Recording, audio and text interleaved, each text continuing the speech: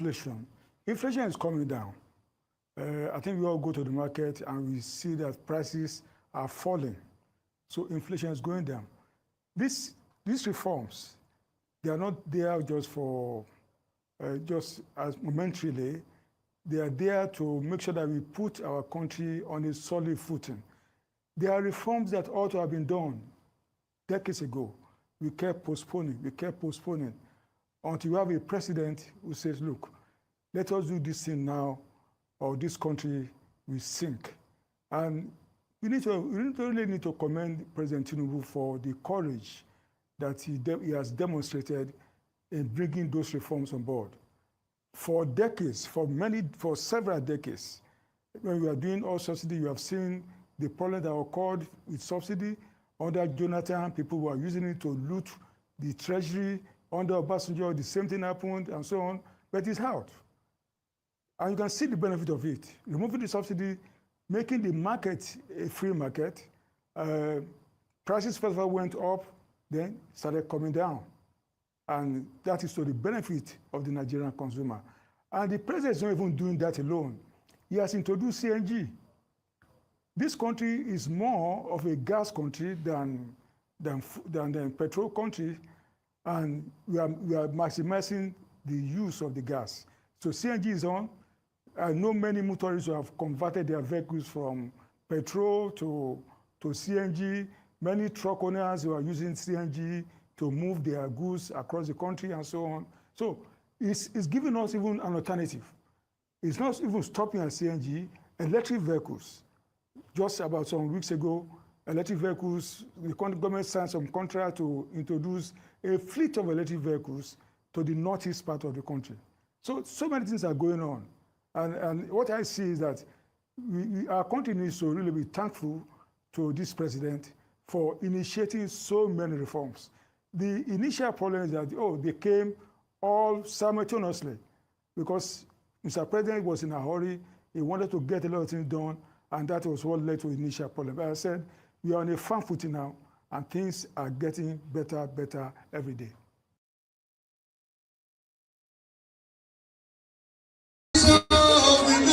Another war.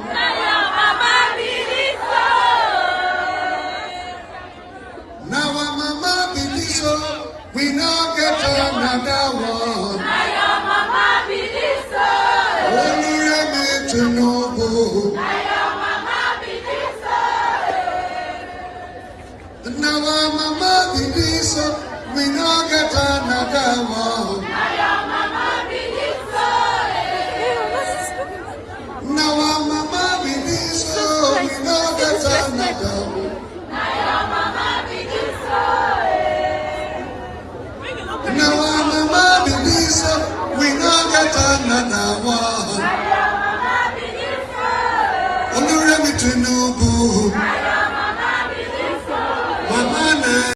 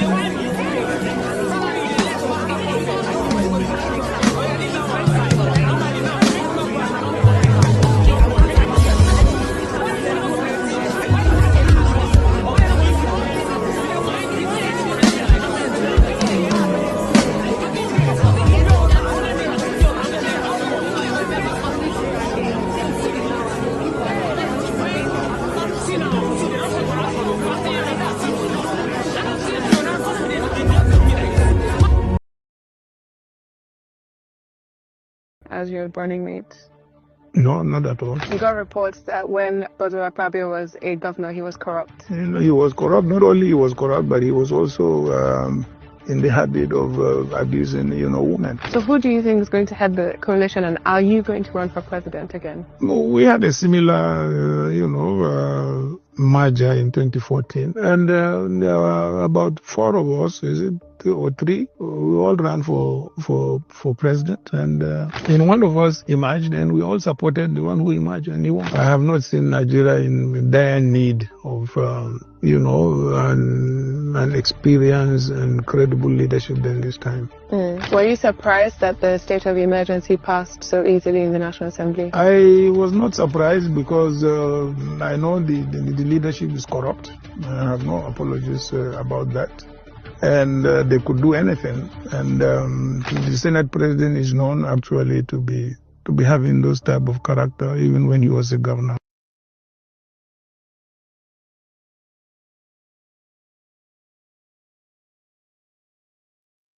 Took it a decking, and some people were trying to raise it to first floor, and some people came and knocked everything down.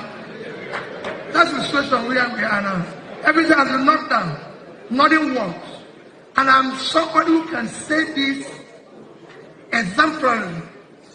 I became a governor through the court when President Obasanjo and Atiku were in government. I did not pay the court 1 naira. I was sitting in my house in the office, and the court declared me winner. When a governor is losing them, it can't happen in Nigeria today. When I was being impeached, the president sent people to come and intervene on my behalf. Ken Namani came begging House people not to impeach me. Today, the president impeaches the person. So that is the thing. So it's collapsed. So it's failed. They were begging my house not to impeach me. And they were PDP. I was in Africa. And they were begging. President was calling me and said, Peter, are you okay? Even when I was impeached, President Obasanjo called me and said, are you okay? Are you safe? When I go back from the court, when court eventually declared me under Anjuba, President Yaradua called my phone in London and said, congrats. I said, President, I can't come back because, if I come back, these people, he said, tell me the flight in which you're coming back. And I told him, when I came in the first time, military people came to receive me at the airport. I couldn't believe it. And took me straight to him. Now the president will ask me not to come back here again. So it failed. Let's not talk about it. Let's talk about how we are going to rebuild it. It's collapsing.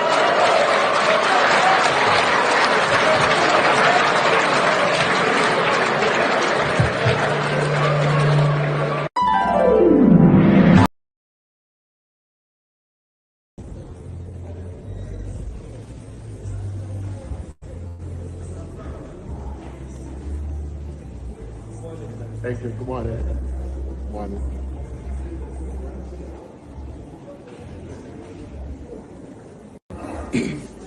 Good evening. Can I say good morning, gentlemen of the press? I'm back to you this evening. My name is George Weke. I'm in Transcorp, Abuja. I came in here this morning from Port Harcourt to meet with security agencies to report myself and to report the things that are happening in the state that are making me to feel sick. Actually, I was head of service until Monday, 24th, and I resigned because of things that are happening. So, after the press interview I granted, I just saw a video of my wife that's trending, where they went to hold her and they fed her with all kinds of fallacies. They told her to be kidnapped. I want to clear this. I am not kidnapped. I am in Abuja. This is Transcorp Hotels, where I'm lodging. And they told her that I was kidnapped and she's crying, and they wrote a script for her to say all sorts of things. I want to put this straight. I am the head of service, and I'm on oath. My wife does not know the things that happen in my office. I don't discuss anything about office to her. It's only my domestic or social matters that we discuss. So that script they wrote for her is null and void. So I want to clear the air that I am safe, I'm fine, I'm in Abuja. By tomorrow morning, I intend to go to the security agencies to report myself. So my coming to Abuja was based on the fact that Abuja is where all the headquarters of security agencies our house. So I came here, and I think I'm safe here to make this report here, so they can investigate. And I'm saying that I'm on oath. If I allow any of those things, they will take me up. But I'm reporting exactly what I know, and nothing but that. And I said everything from my mind. I want to reassure you that everything I said is true. Thank you, and God bless you. I hope that Nigeria wins. I'm never going to wish any president evil so that I can say I told you so. No, I won't wish them evil. I hope. You see, I'm not praying. There's no point. I can't pray for Nigeria to be fine. I only hope that Nigeria wins and Nigerians win. Because if you choose a dodgy doctor who has a dodgy record, who has, all sort of accusations leveled against him, to say this doctor, we think he's done this, or this doctor, this surgeon, yes, he's a senior surgeon, he's the most whatever surgeon, but there are a lot of accusations leveled against him. If you choose him to operate on you, and you tell me to pray for you that it doesn't kill you surgery, what's the point? I can't pray. You might make it, you might not make it. My prayer won't change anything. So I hope Nigeria and Nigerians win during Tinubu's 4 years. Thank you. People who feels the pulse. Now, everything is increasing like mad. Things places you could go with 100 naira before, you are not talking about quadruple, triple the price.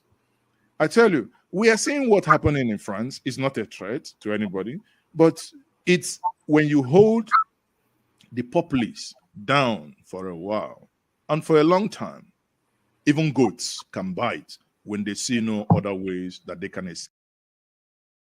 And I am ready to die defending Nigeria in whatever way. When it is God's time for us to go, it is and you not took my going Senate to God. You are ready to defend Nigeria. I gave you my Senate. No, I'm coming. Alexi, hold on. You already started.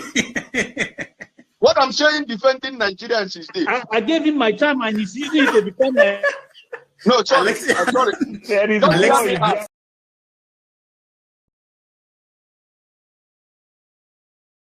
Don't forget, that state is now an oil producing state. So they now have derivation, if you are not aware. So if you want to speak for anybody, please do not defend a Kalata like a Yabelo. Please do not. Okay, let me respond to him. One second. Do not defend a Kalata like a Yabelo. Do not. All right, thank you, Mohammed. The people of that state. Can I respond to him? No. Then go to hell. Rudolph, go to hell. All right.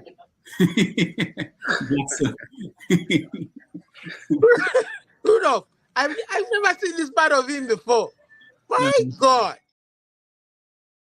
Tinubu is a criminal, yes, of course, a categorical grade 1 criminal. The only person more criminal than Tinubu in Nigeria is probably Babangida. But he's a criminal, and is he fit for purpose? Absolutely not. Should Tinubu be the president of Nigeria? Categorical no. Is there a better option than him? That is subjective. So show me who he is.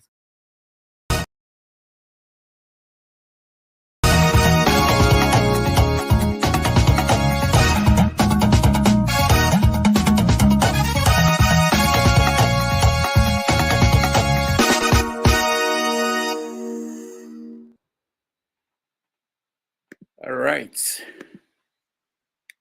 Welcome to the show. It's March 29th, 2025. It's a beautiful day here in New York. Temperature is going to get to 80 degrees, and that's a wonderful thing for this part of the world in March. I hope you're having a nice day wherever in the world you're joining us. My name is Rudolph Okonkwo. We are back here on Saturday for our usual program, which is Have Your Say 247. It's a program where we give the opportunity to air your view on issues around Nigeria, Africa, and the rest of the world. Thank you for joining us. I appreciate all of you.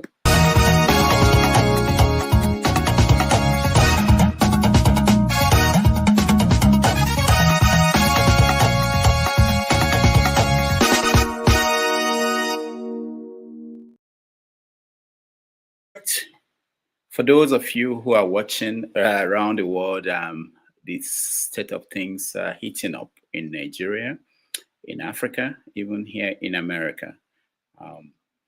We can start with the United States. This country that used to be known as the land of the free, home of the brave, is changing in our own time. This week, another student, this time from Tufts University, was picked up on the street by masked men and was taken to Louisiana, where she was detained. She was on her way to go and have dinner. It took 24 hours before her friends could locate where she was, that she was in the custody of ICE. That's the Immigration Enforcement Agency. That is America. And of course, for those who follow the stock market, it's in disarray over tariffs that the Trump administration has imposed or continues to threaten to impose on several countries. So that's what's going on in America, and it spans to other parts of the world. We're going to touch on that when we start the show today. We're also going to talk about what's going on across Africa and Nigeria. In Nigeria, this political situation is heating up, but we have to pause and say happy 73rd birthday for President Bola Tinubu. I think he turned 73 today, I believe. Although some people think it's more like 80-something, but they are celebrating in Nigeria for him. But the political situation in Nigeria is nothing to write home about. In Uromi, somewhere in Edo State, 16 Northerners were killed.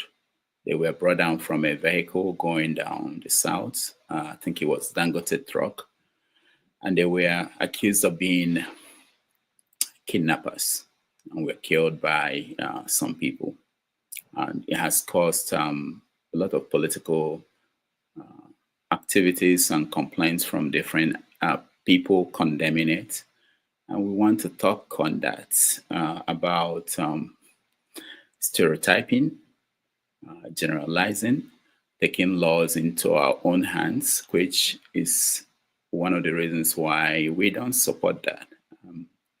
But again, it goes back to what is the government doing? Because people are fed up. People are tired of the failure of the government to enforce laws, to guarantee security.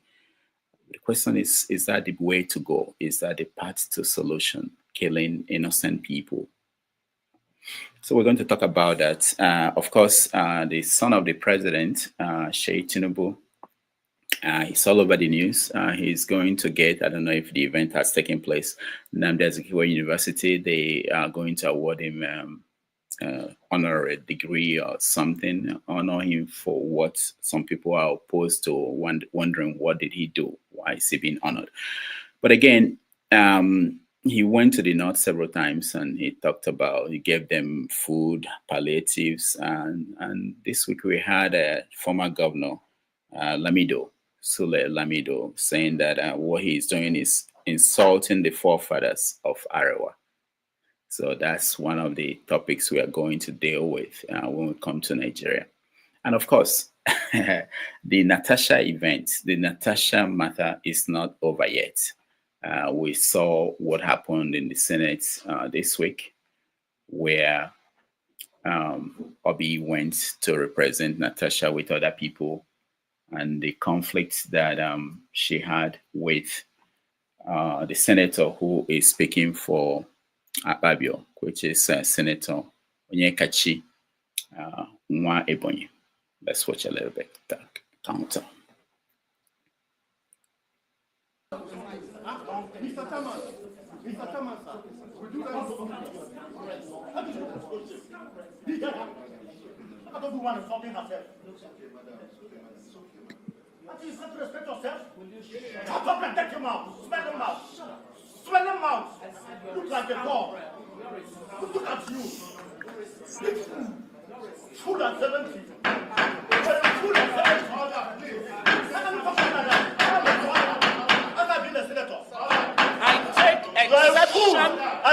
I take exception to a senator. Why are you talking to me like that? You are a disgrace to the Senate. You are an insult to womanhood.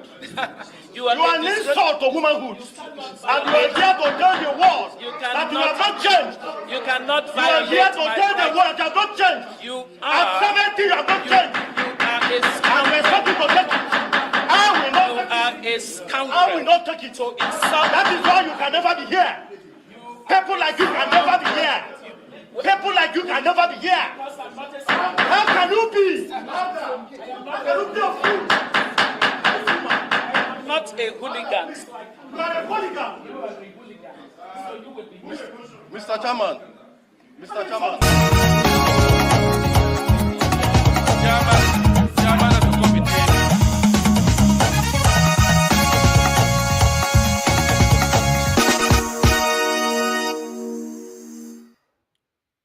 All right, let's begin the conversation.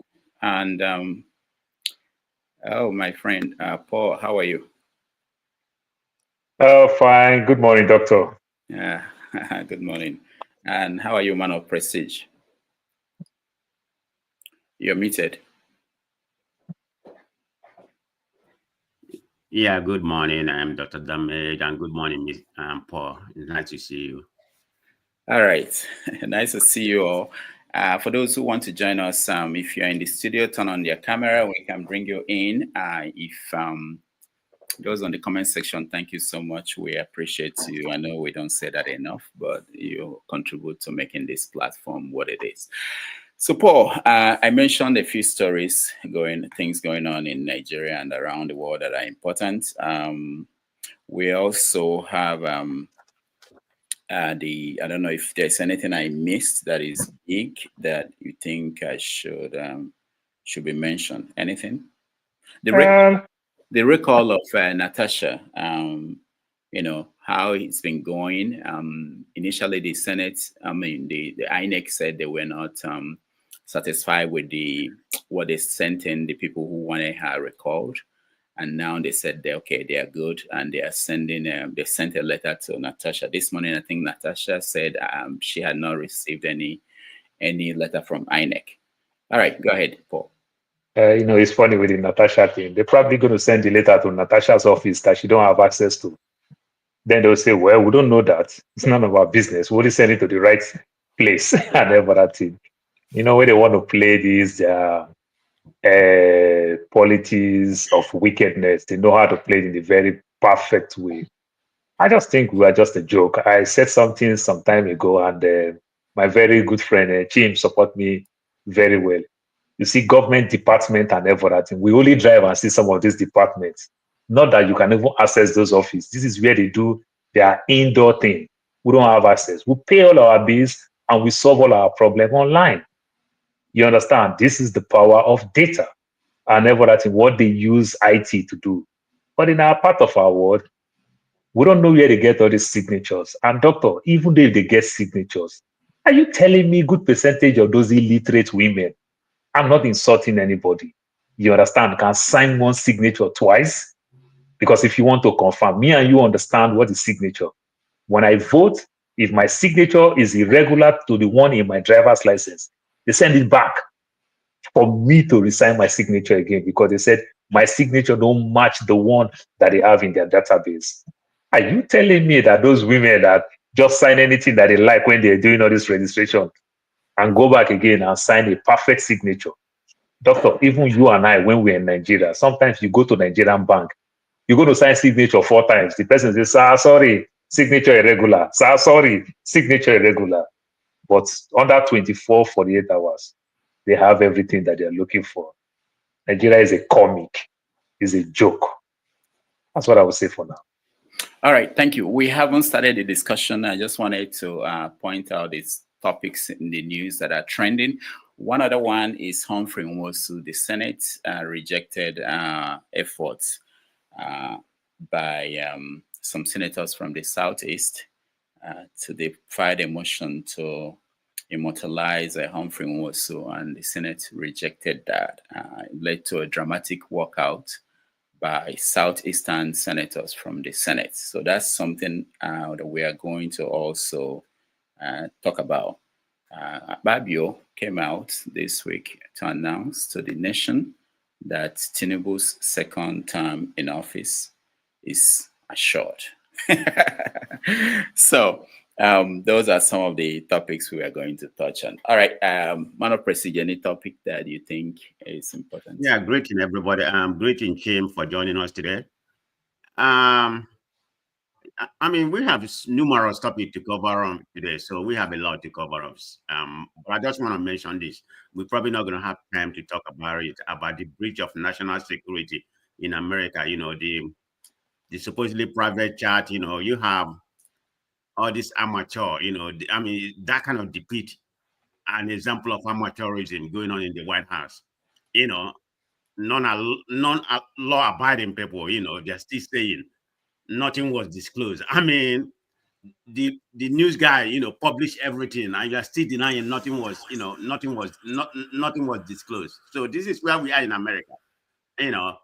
So it's going to baffle me that we have people from Nigeria that are condemning about non-law abiding people in Nigeria, and the same thing happened to somebody you all elected. So it'd be very interesting. But to my brother Jim, hopefully you can talk about. I know you're a fan of Trump, but I'll be wondering who is going to support what's going on between Canada and Canada, the adopted country, and the USA. So hopefully you comment on that. I will see a narrative. Who is going to support? Thank you. All right, thank you, man of Prestige. Chim, welcome to the show. Sorry, I like the way you throw jab at Chim. Yeah. All right. Good morning, gentlemen.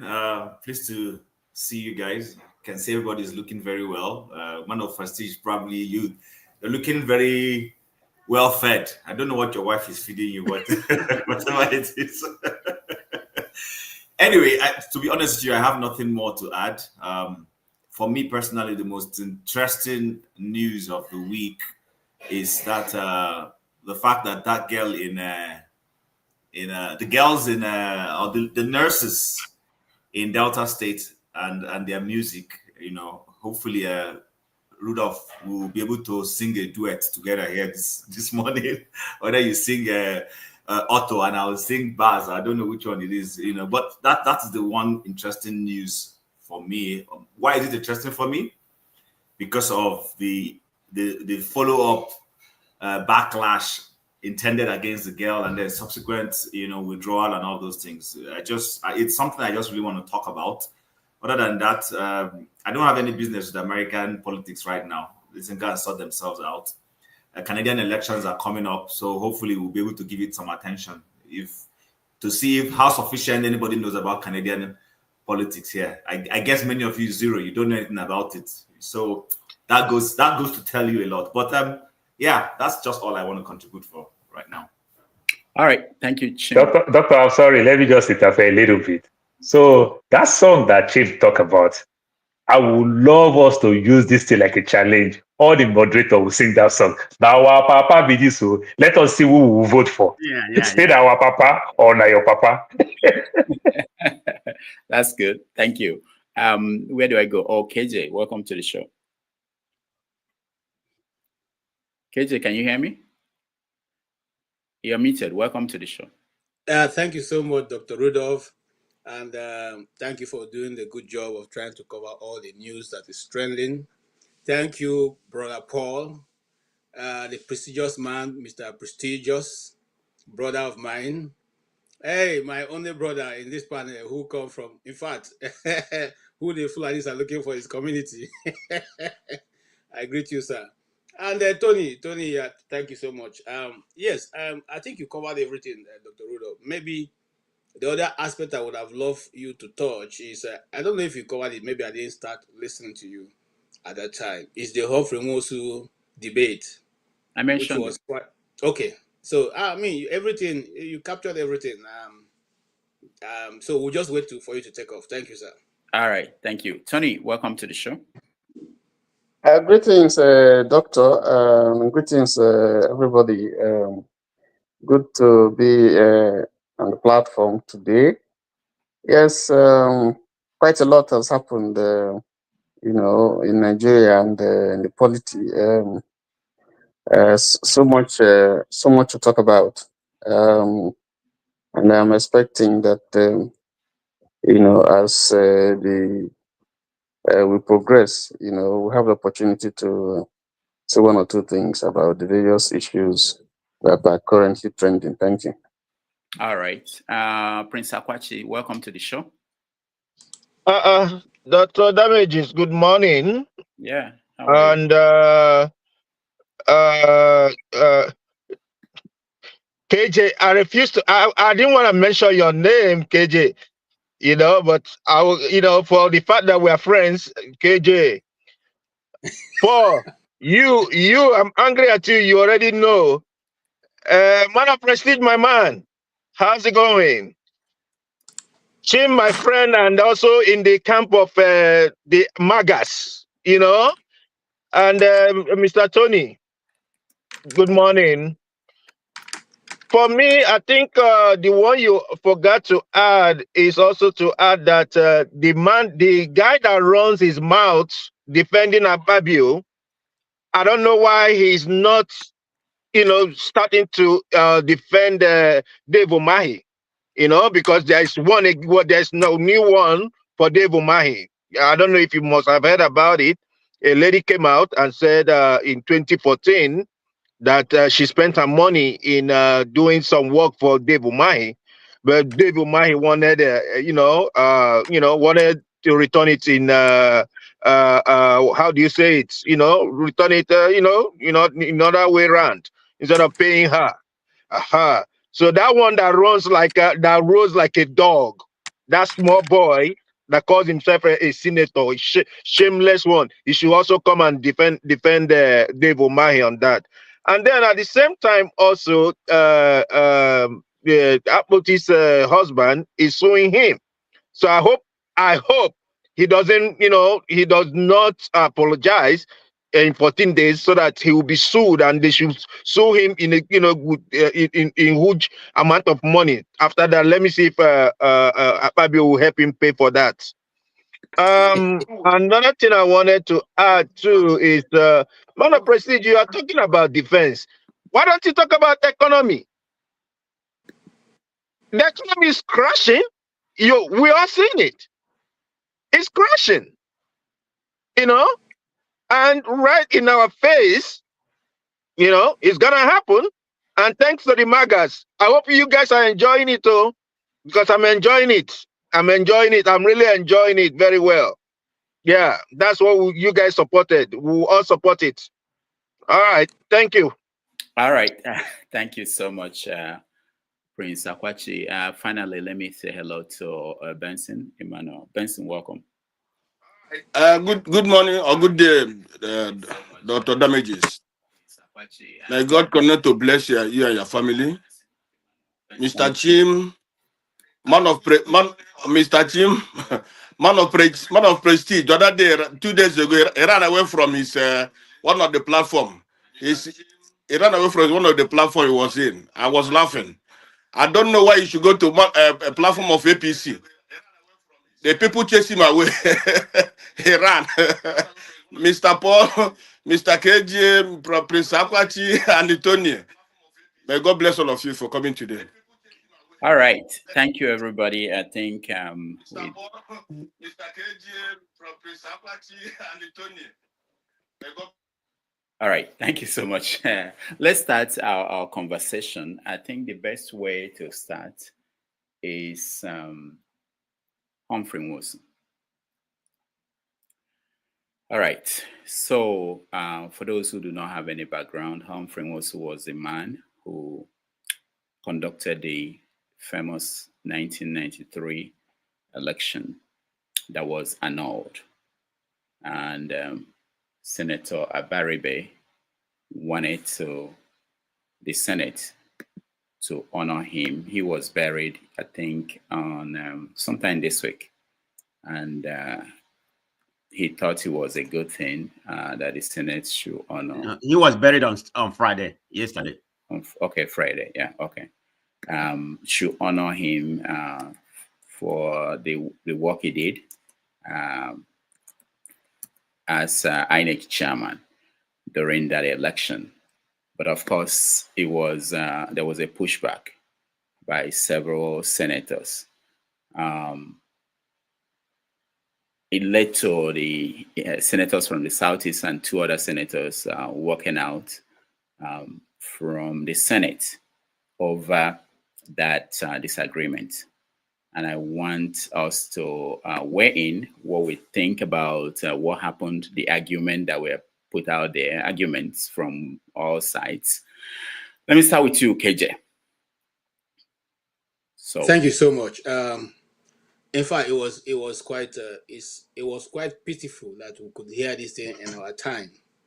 And like I was talking to some people the other time, I said, at this time that Juan Frumoso was organizing that election, at least some of us who were just middle class families had their TV called the Sanyo, and we watched these things live. How it was, debate went on, how the man was harassed to the point of facing Abacha, who was also dreaded by the then Senate, military president Babangida, who was dreaded. I mean, this Hunt Frumoso literally faced those guys to debate the fact that these results need to be released. And at that time, we regarded him as a hero of the time. Nobody, whether you were, no matter which area of the country you came from, you realize that Humphrey Wilson have done something that is extraordinary. And so, coming to hear people who didn't have any part to play in this democracy that they are enjoying now, who just dropped from the sky, and they are now enjoying the dividends of that struggle, to say that Humphrey Wilson is a villain was quite painful to me. And what were the Senator Baribe asking for? That he should be named after the house that he laid foundation for, which is the INEC house. Or better still, just give him an ordinary mention and say whatever he has done is worthy of commendation. These senators refused to do that. Some of the people who argued against it were people like Adams Oshomole. Not that I have respect for him. I lost my respect for Adams Oshomole in the last time he held position as a leader, labor leader in Nigeria, for which while we are out there demonstrating and shouting "Unogogri," a friend of mine called me from for Aso Rock to say, "Oh boy, I told you earlier not to join these people. These people don't collect. They are collecting. Ghana must go now, and we are drafting the statement they're going to give to the press." So, and then after that, I went to one part of Abuja, and I saw the mansion that this guy was living in. That it was as big as a cathedral.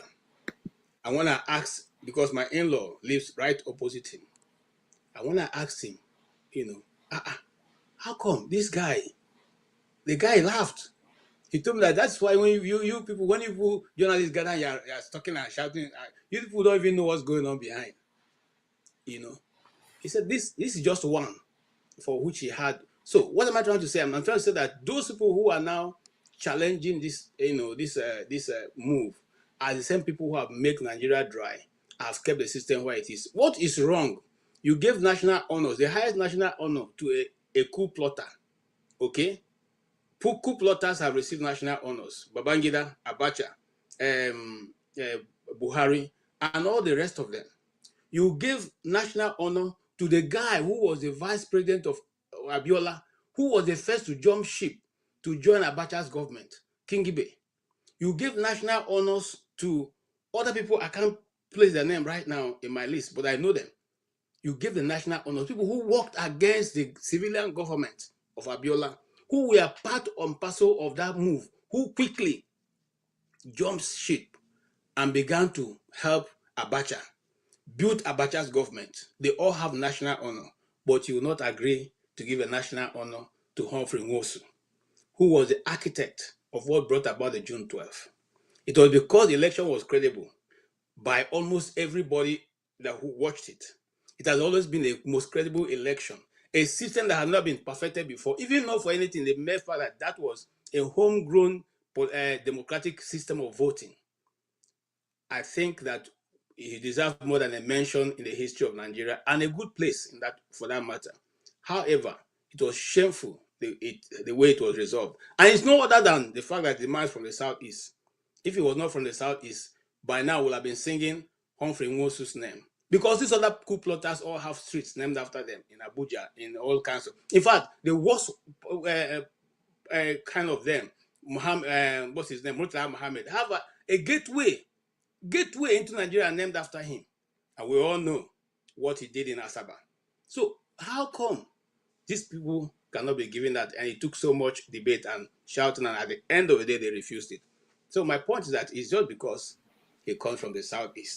So I'm happy that the Igbos who have been in this government, who have been saying no, Kano is not doing well, Samuel Ekpano, they can now see it. I love Abaribe very much, but I like the fact that he was there himself to witness this thing going on.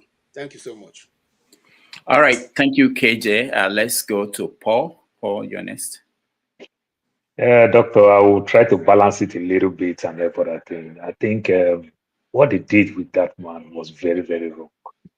You know, at least even play small politics, like they say, try to be diplomatic a little bit. Even though IBB even come and say everything that he said, he never said he's sorry.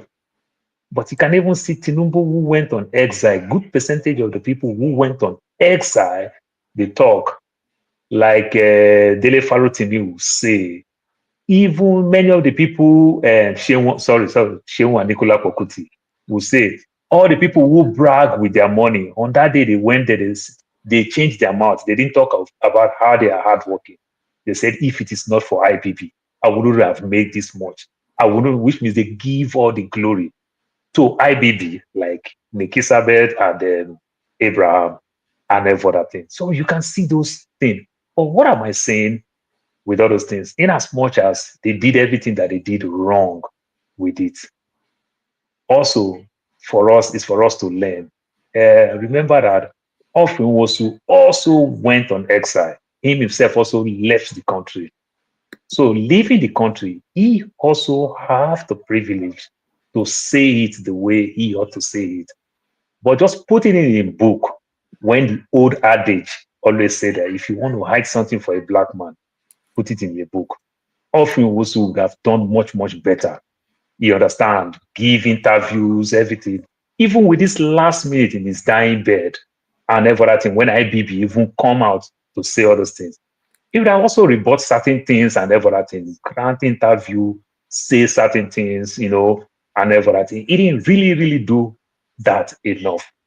There is a rich white man who said something that I like very well. He said he worth almost $70 million, and his first son would have worth like $12 million from him. But he's doing drugs.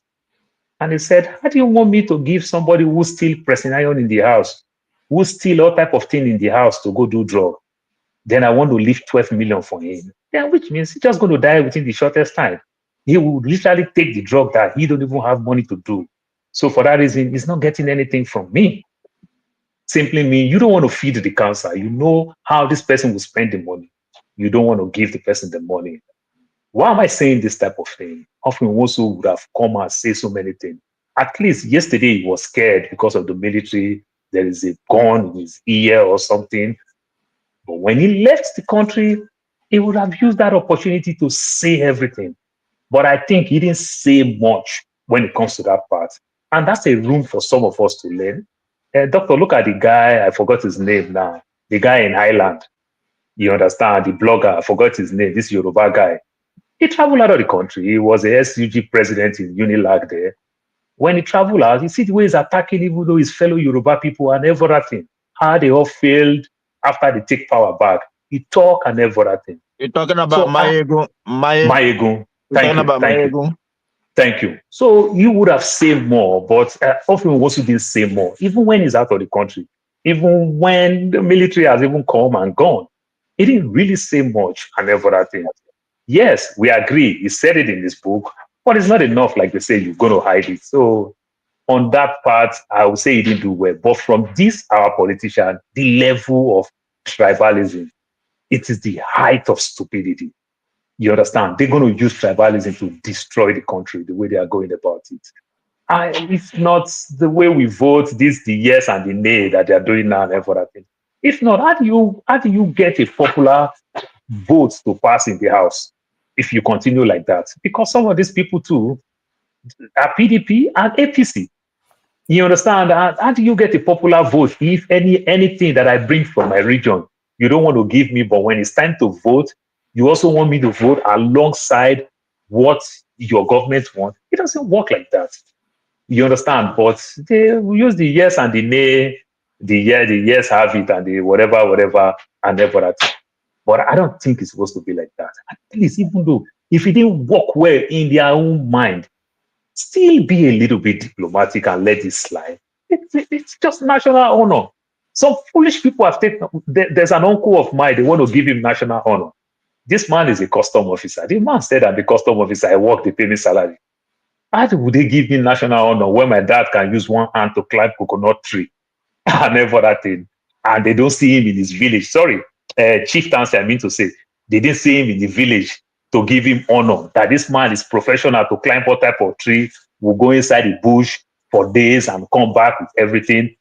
Everybody know him. They can't give him. Then they want to give him chief that is working in outside the state as a custom officer because he have money.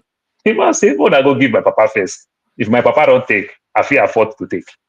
But for me to even do it for my father, I will not do it because my father naturally deserve it. I think all will also deserve it. If it is the wrong way that very many of them have got it, then often also may not be perfect. But I don't see anybody that is perfect that got this honor at the first place. So why would often also now become the standard of you must be excellent to merit it? That is the height of tribalism and stupidity. That's my take for now. All right, thank you. Rudolph, don't play that video yet, please. I beg you. I know what you're doing. All right. Don't play. All right. I just wanted to. Okay, go ahead, man of prestige. Okay. Greeting again to people who just joined us stage. Beginning with the Kene, my brother Benson, Prince, Mr. Tony, I think Paul, and I didn't greet KJ. Greeting KJ. Let me start with Benson. Let what you said. The channel the platform you and I normally go. I only go there to bust their bubble. It's not like I like their tune, but somebody has to go there and rebuzz them. So that's the only reason why I go there. But the only good thing is that the host do allow people to talk. So I go there to to blast some of those aguado, so I enjoy it. It's an enjoyment to me. It's not that I agree with them, not even 1%, but it's fun. So having said that, I'm going to start. I believe the man died late last year. If I'm wrong, let somebody correct me. I think in December, and he was flown to, he was flown to Nigeria maybe this week, and the burial took place yesterday. And he was given a good honor of burial. So may his soul rest in peace. I'm going to come from a different angle. What Abari, the senators from the South played yesterday, was, in my own opinion, is unskilled. They show an amateurism for what they did, because for you to immortalize or have somebody, in that form, you don't have to legislate it. I mean, look at what happened to Abiola when he started. I think Abiola started during what's his name, Obasanjo time. Maybe they can make it June 12th, holiday and everything. That never happened. Jonathan, it didn't took place. It finally took place during Buhari time. So they have to lobby it. So I kind of find what they did yesterday was amateur, unskilled. And I repeated, the Southeastern senators or whatever representing us, they need to do better. They should have gone to Tinubu. Even at all the legislative damage, it wouldn't amount to anything. It's Tinubu that has to decide. So I'm not faulting them for trying, but that kind of exposed the division we have in this country. When it comes to Igbo, that kind of exemplify that. That's the angle I'm coming. I'm glad they did that, but it's not the right channel to do. They should go to Tinubu, regardless. The president, will decide. If, like I said, even I thought they legislated and everything and it was approved, it wouldn't have mattered. It has to go to the president. So they should lobby, but they should do better. The Southeastern, people representing, they should do better in the way they do their politics. So having said that, everybody has spoken, and I will make it unequivocal. The man deserves to be immortalized for what he has done to that country. I mean, he exemplified how elections should be conducted. He's one of the reasons why, what we have right now is democracy. So having said that, and I'm going to make some statement. My question is that, did he do fair and free election? The answer is yes. Did he announce the result? The answer is yes. Did he review the clear winner? The answer is yes. Did he try to announce the result? The answer is yes. Did they try to stop him? The military junta? The answer is yes. Did he stand his ground? The answer is yes. He had his ground. He did everything he can do. Was his result, made in Abiola book? Yes. Abiola stated that, that I mean, not Abiola, IBB said that Abiola won. So it was an IBB book. So having said it, and what annoys me the most, Dr. Damage, is all those clowns like Oshemole, his ugly self, calling him a coward, calling Moshe a coward. That's the part that annoys me, because you don't want to give him the national honor that he deserves, and you're calling him a coward. So what do they expect him to do? I mean, he made everything possible. The military junta, I think there was 2 court injunctions. One of them was an Igbo man, a Mene or whatever his name, and one Hausa guy, 2 justices, that presented injunction, said no, you shouldn't announce it. What was the man supposed to do? And everybody tell me what the man supposed to do. You have a military, and you have a court order, so you shouldn't make the announcement. Was he supposed to disobey the court order? And all these people, talking all this nonsense they're talking right now. If that man has disobeyed the court order and they put him in prison or incarcerated him and he died, what are they going to come out and they're going to come out and be saying, that why did he disobey the court order? You see how people are very hypocritical of Nigeria. And I was listening to one guy from Southwest, one of the senators, I've forgotten his name, from a specific. And he was saying, my brother died during the edition. Did Mosu kill your brother? Why did your brother come out, and protest? Is it not because of what Mosu did? He announced the result that Abiola won, and this is the only reason why, your brother come out. I mean, may the soul of his brother rest in peace. May he rest in peace. But for you to come and make such a shallow, what I consider shallow and hollow, I even mischievous argument, in the chamber that that Mosu was responsible, he's a coward. I mean, what Mosu did actually brought your brother up to protest. I mean, it's not because of Mosu. We wouldn't have this June 12th we are talking about now, the so-called democracy, or the so-called, even the man you have right now. He ran away of the country, your so-called president right now. He ran away of the country. Is it not what brought him? So Mosu, it's an epidemic of what a democracy stands for. Any day, anytime. That man should be immortalized to the highest degree. All right. Look at, hold on, let me land. Abacha, wasn't Abacha have a building under his name? This is a criminal, who killed out Nigeria. Wasn't IBB has a building under his name? So that's what annoys me when it comes to Nigeria. So I don't want to make it an ethnic issue, but it's so pathetic what we are going through in that country. May his soul rest in peace. Thank you. All right, thank you. Chim, I wanted to play the video of Shore's interview with Humphrey Nwosu. The reason why I wanted to do that was that Paul said that he should have. I know. I'm letting you. Okay. It's not that I don't have. I have it, but this is what I'm trying to do in this program. I want it to be where you say your view. I don't want it to be where we rehash what has been played, videos. I could play the video for Shomole and all the other people talking in the Senate, but I want your own view because that's the point. Go ahead, Chim. All right, thank you. Sorry, Chim, give me 30 seconds. Look, we are talking about the time that the media, there was no social media. The only way that Humphrey Nwosu could have announced that result is if NTA, that was then the masterpiece media, give him the airtime. Who's going to authorize it? I'm going to work. I'm not going to be here all day with you guys, so I'm just going to probably this is going to be any topic I might contribute to before I leave. Let me start first and foremost from Paul. Number one, Professor Humphrey Nwosu never at any time went on exile. Professor Humphrey Nwosu went back to University of Nigeria and Nsukka and continued to lecture. In fact, They silenced him every June 12th. Abacha's government thought he was going to make comments on June 12th. They will send military men around his home. Exactly. Remind him that we are still watching you. So why am I saying this? I think Nigerians have amnesia. And we are not sufficiently schooled in our history.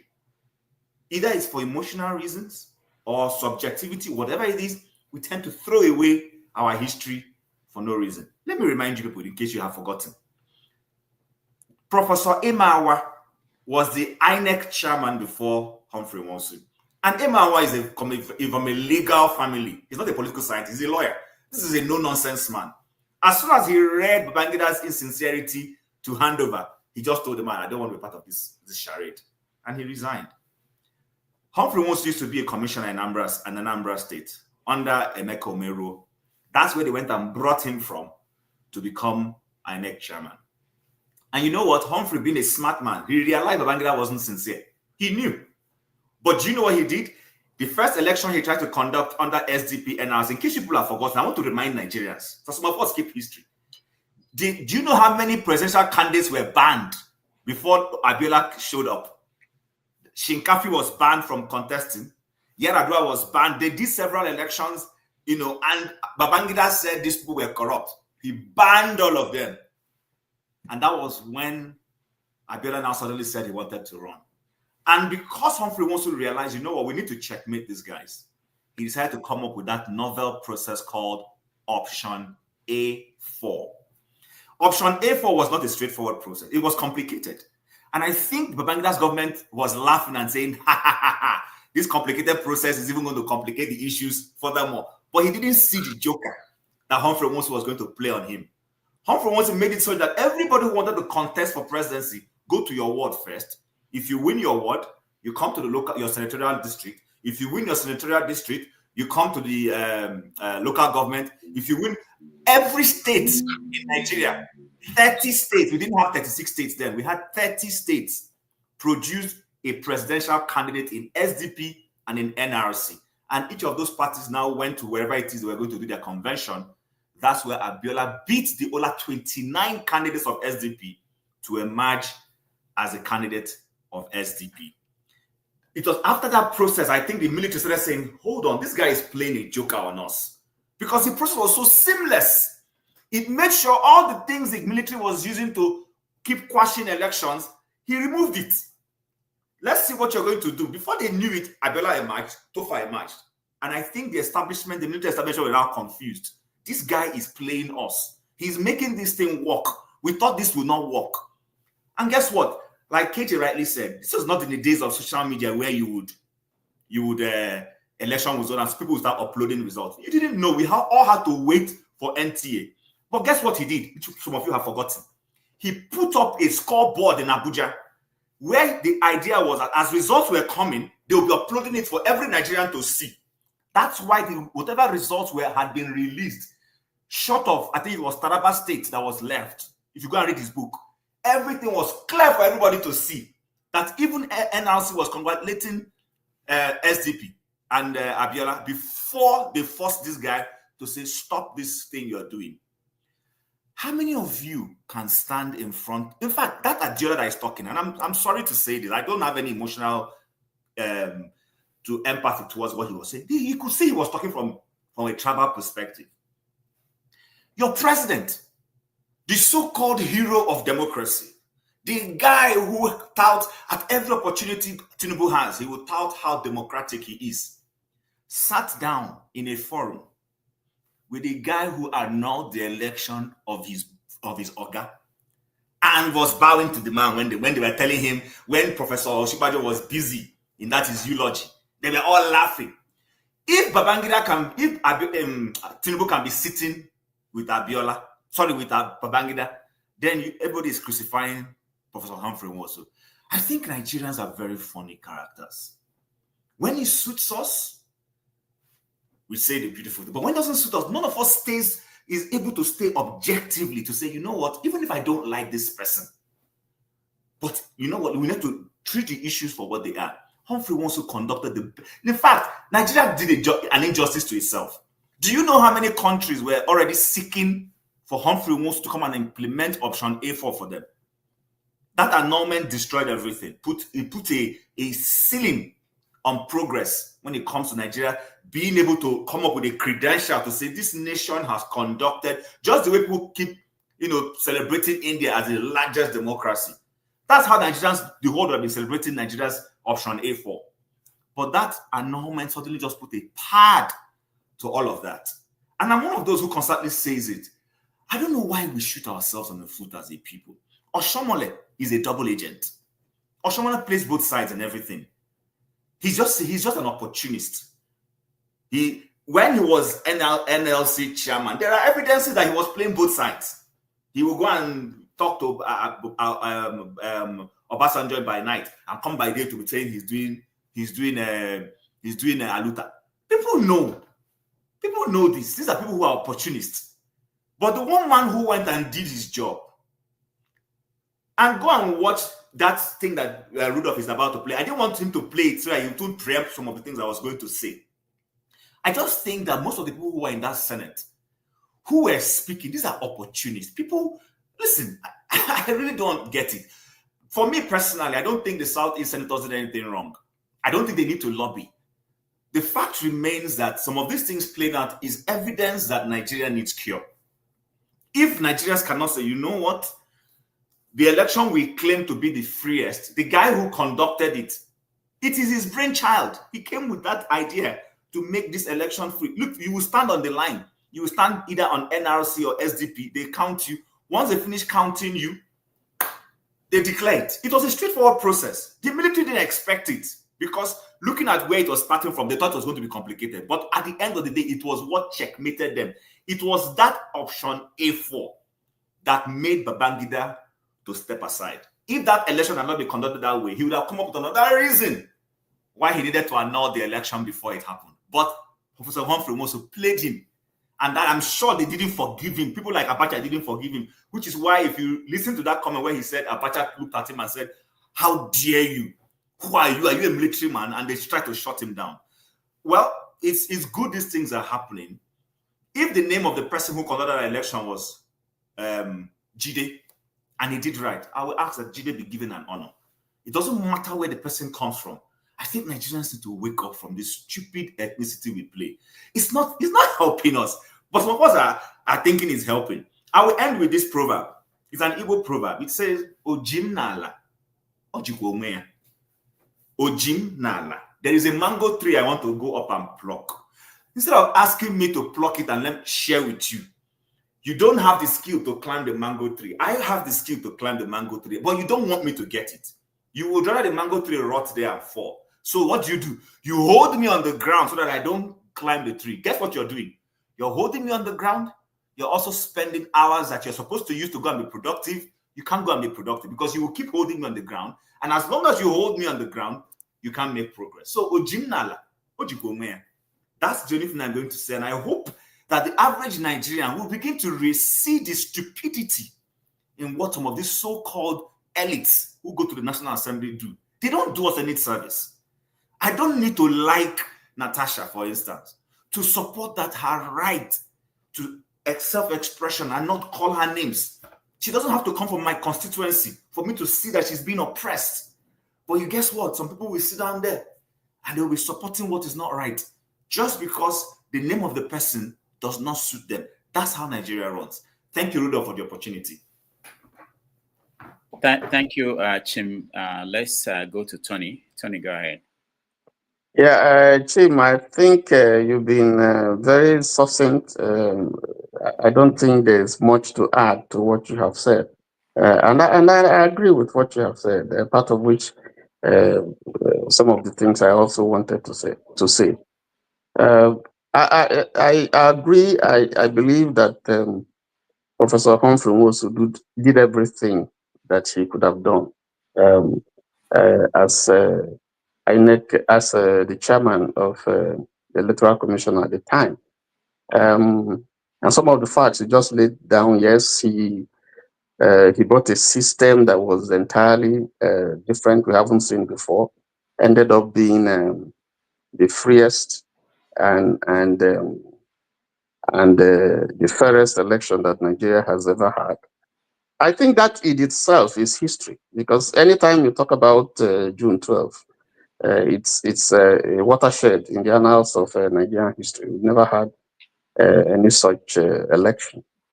And I think I don't quite agree with Paul, when he said that he didn't do enough. I know that he wrote a book where he laid out titled "Laying the Foundation," my personal account of the June 12, 19 presidential election. And in that book, almost 500 pages, he laid out quite a lot about what happened in June 12. And there he categorically stated that Abiola won the election. And so that defeats Oshemole's argument that he never mentioned who won the election. That's not true.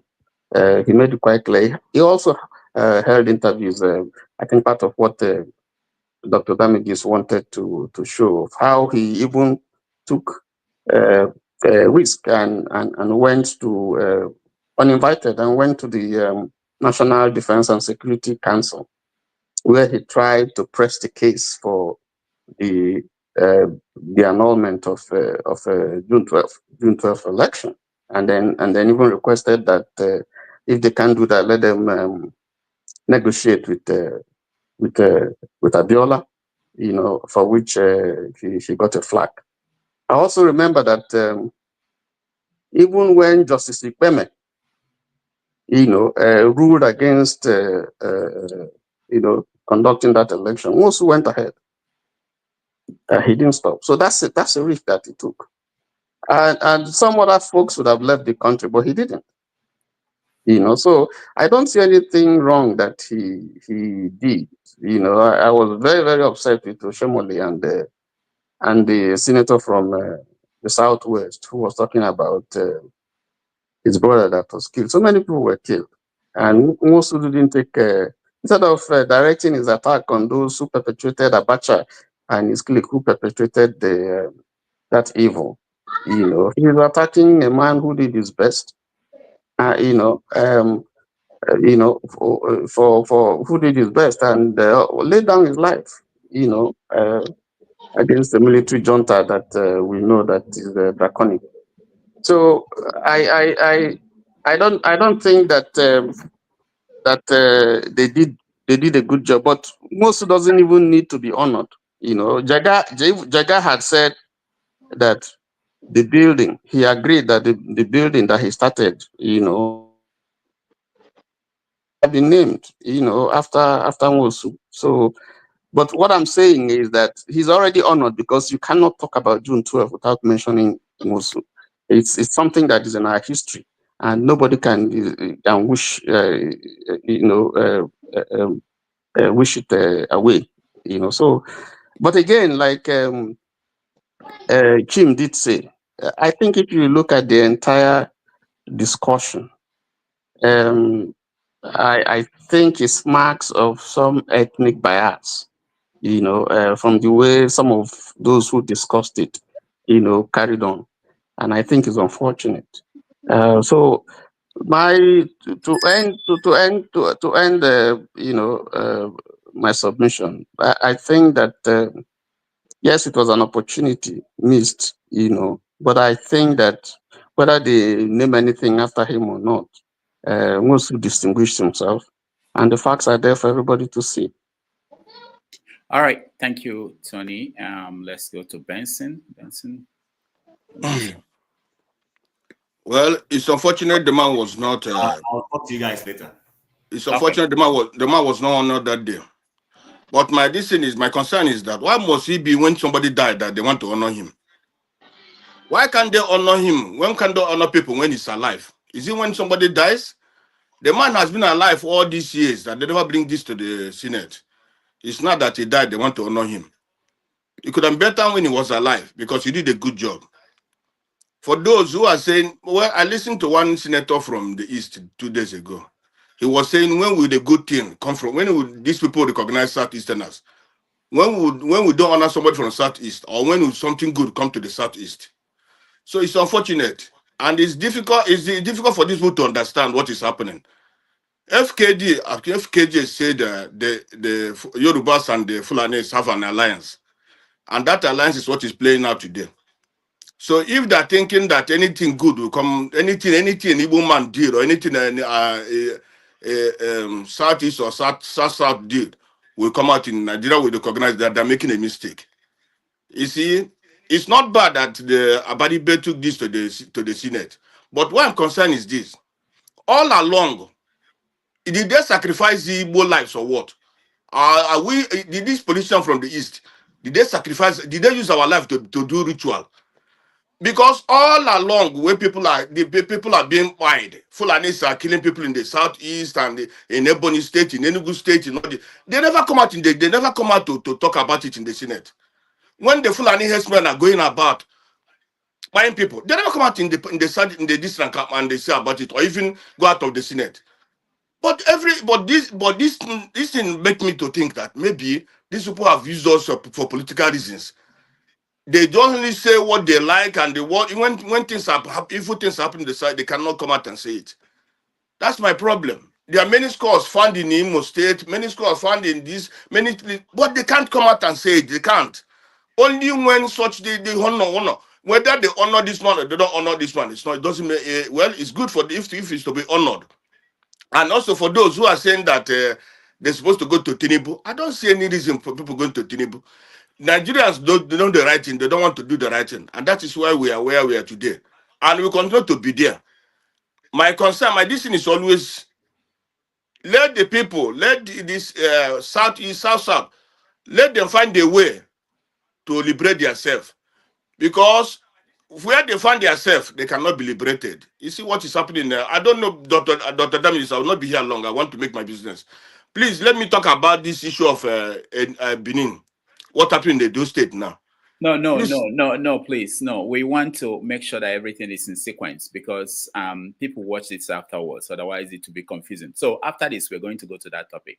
So let's... Okay, because I said many of them, all the whole thing, like what Tim said. Tim said many things about this. I think Tim was correct. Even what is that? This man, what is that? His name?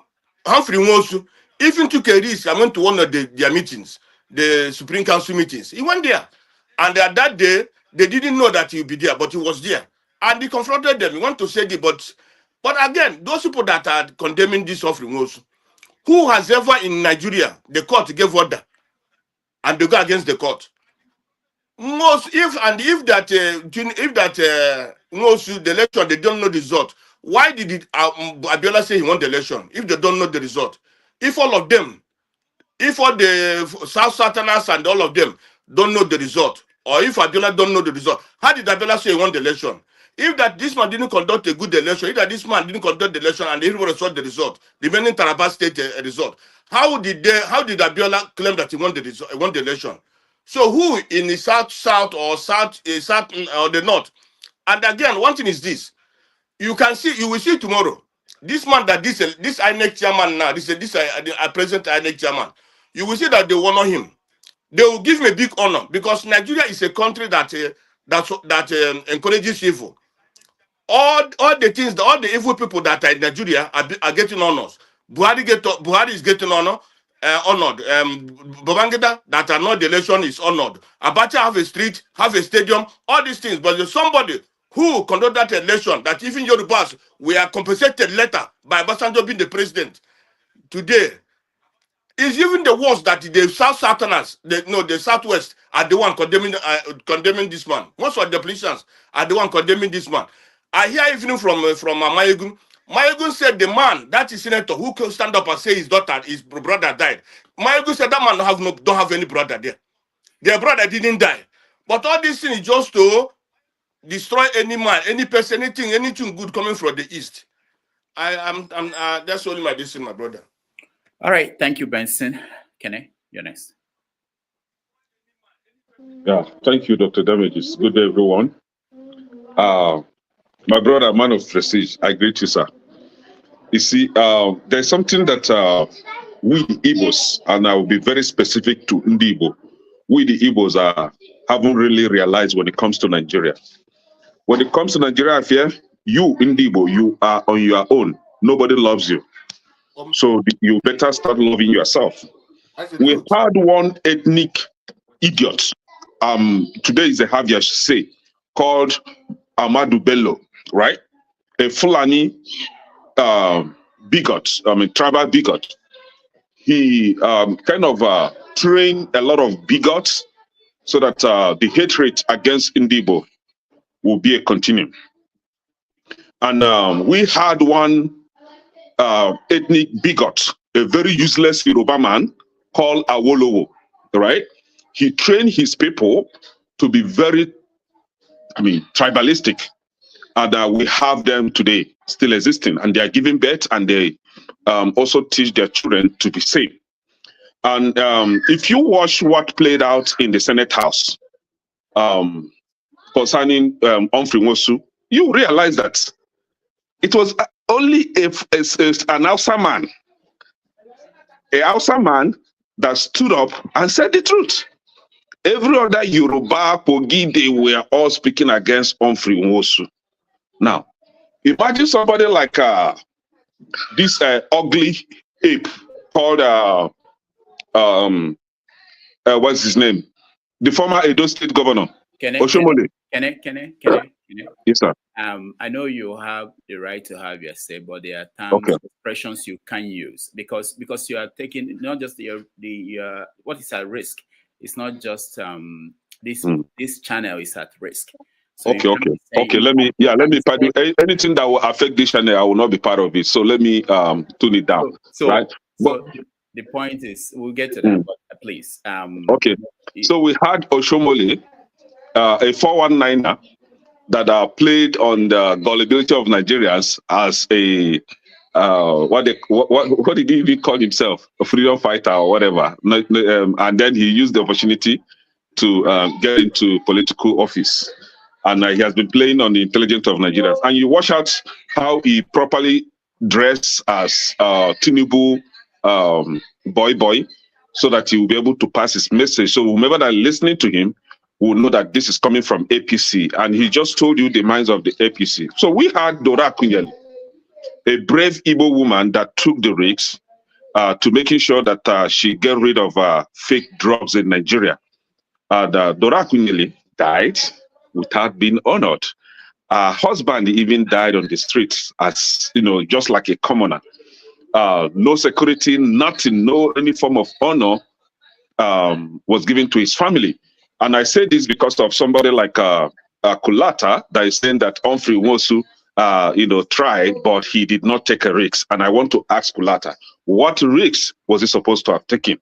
What risks? What kind of risks? This is a man that conducted the freest and fairest election. He announced the results. The numbers should have told you whom the winner was. So he announced the results. And then today, you are forgetting about the person that annulled the election. Then you are going after the person that actually did the right thing. You see, Igbos, you can never be loved in Nigeria. So you better start loving yourself. If doing that will define you as a tribal bigot, let's all be tribal bigots in Nigeria. I think that we cannot trying to be loving every other person, but we are being hated. So it is time we start loving ourselves. Paul made his own submission here. What Paul said to me is not different from what Shomole was trying to say. It's all, dribbling and all that, right? But the fact still remains that we are being hated.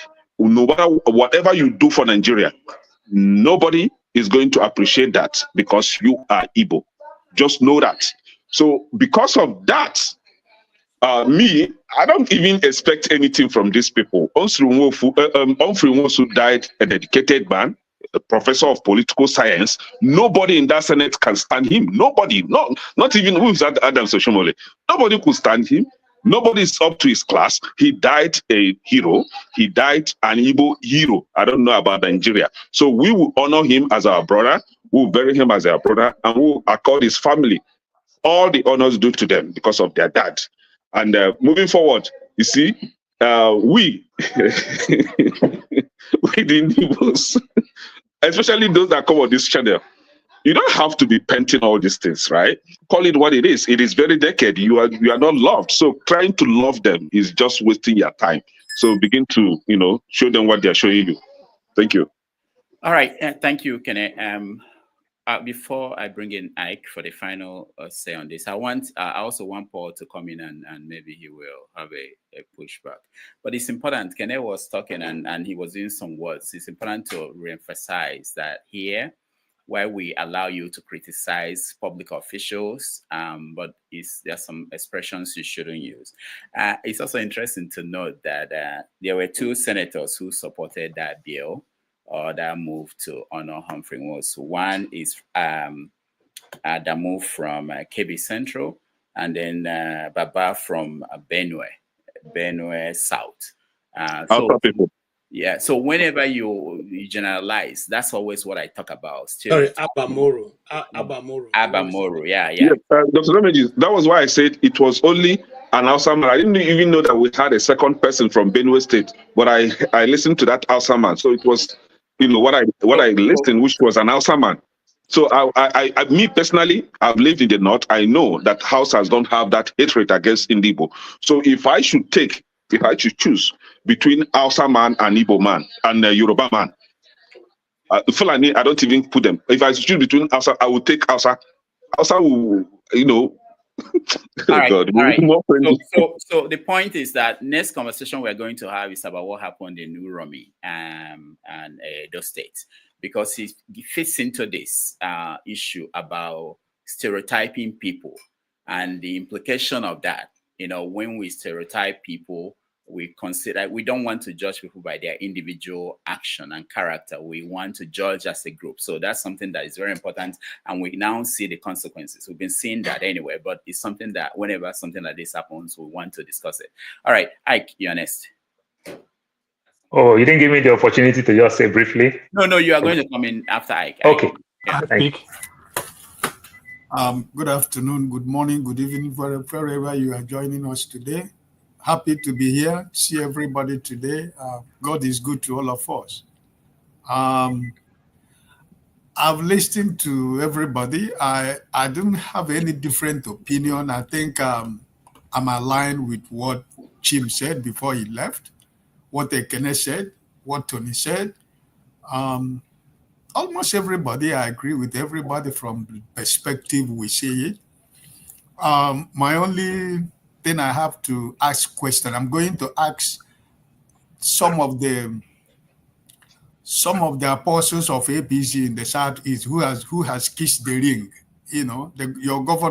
Your Supreme Court governor in Imo State, your deputy Senate president in the House of Representatives, Dr. Pius and Pius, Governor Professor Soludo, the Dave Umahi. These are the people who are the apostles of APC in the Southeast. I want to ask them how market, how market now. So Humphrey Wose, whether Nigeria have decided to recognize him and respect him for what he did for the nation as a people in Igbo, we will honor him and we will continue to honor him, his life and the sacrifices he made for Nigeria, his family, and those who know him and those who know what he stood for. We will continue to honor him. I listened to his interview with Shehu Okimbaloye years back. I watched the one on Showere a little bit, but so I think that this is what it is. Can I just say it here? As an Igbo man, I'm always proud to be an Igbo man. I am not expecting anybody to love me because I've been loved by God. If it is waiting for man's love, Igbo man will not even exist at all. So I think that we should say ourselves that we are blessed. We are blessed. We are not blessed by people, but we are blessed from heaven. We are blessed from the above. An Igbo man is a special species, so I should recognize that. The man, Senator Tinubu, who is sitting there now, He was in exile for democracy. Does anybody need to tell him? Does anybody need to remind him that Professor Humphrey Nwosu deserves to be honored? I don't think people should line up to go to Azorok to go and kiss ring and bow down for him to know and realize and recognize that this man we are talking about is part of the people who made him to run away and come back to the politics we're enjoying today, right? So it is what it is. I'm not going to blame the people who tried in the National Assembly because that's what they feel they think they wanted to do. And I love the way they did it.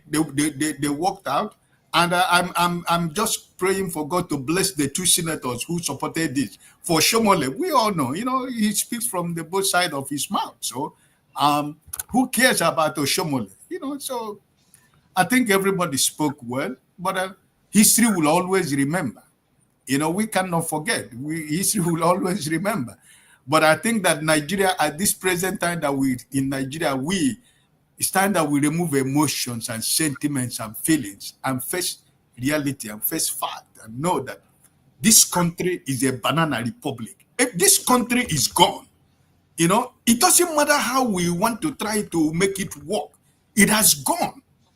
So for anybody thinking that we're going to recover this country, I pray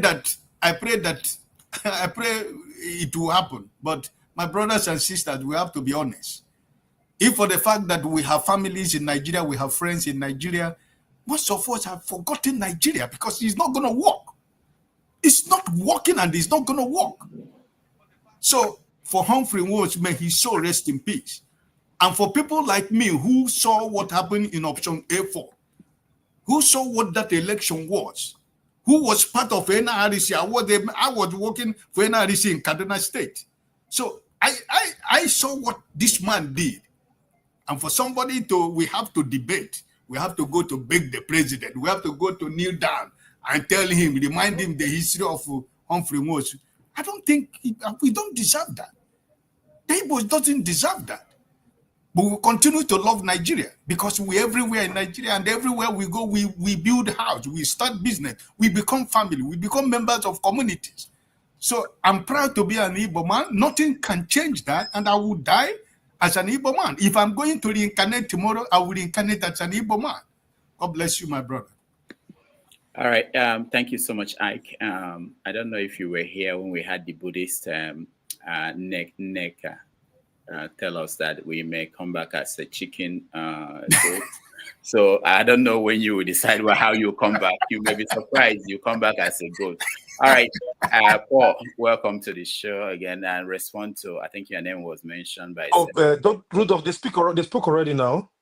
Yeah, I want Paul to respond to, there were he took some hits from people. Then Henry, I see you have the final word on this topic. Paul, go ahead. Okay, Doctor, thank you. Like you said, is my dad of blessed memory say, you live, you learn.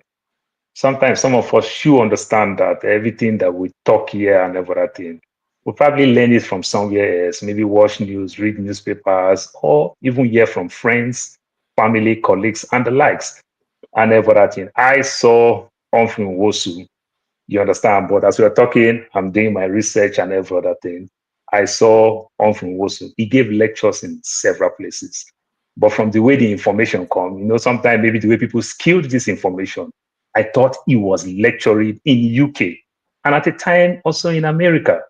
You understand? But unknowingly, probably maybe the way they invite people to go give lecture.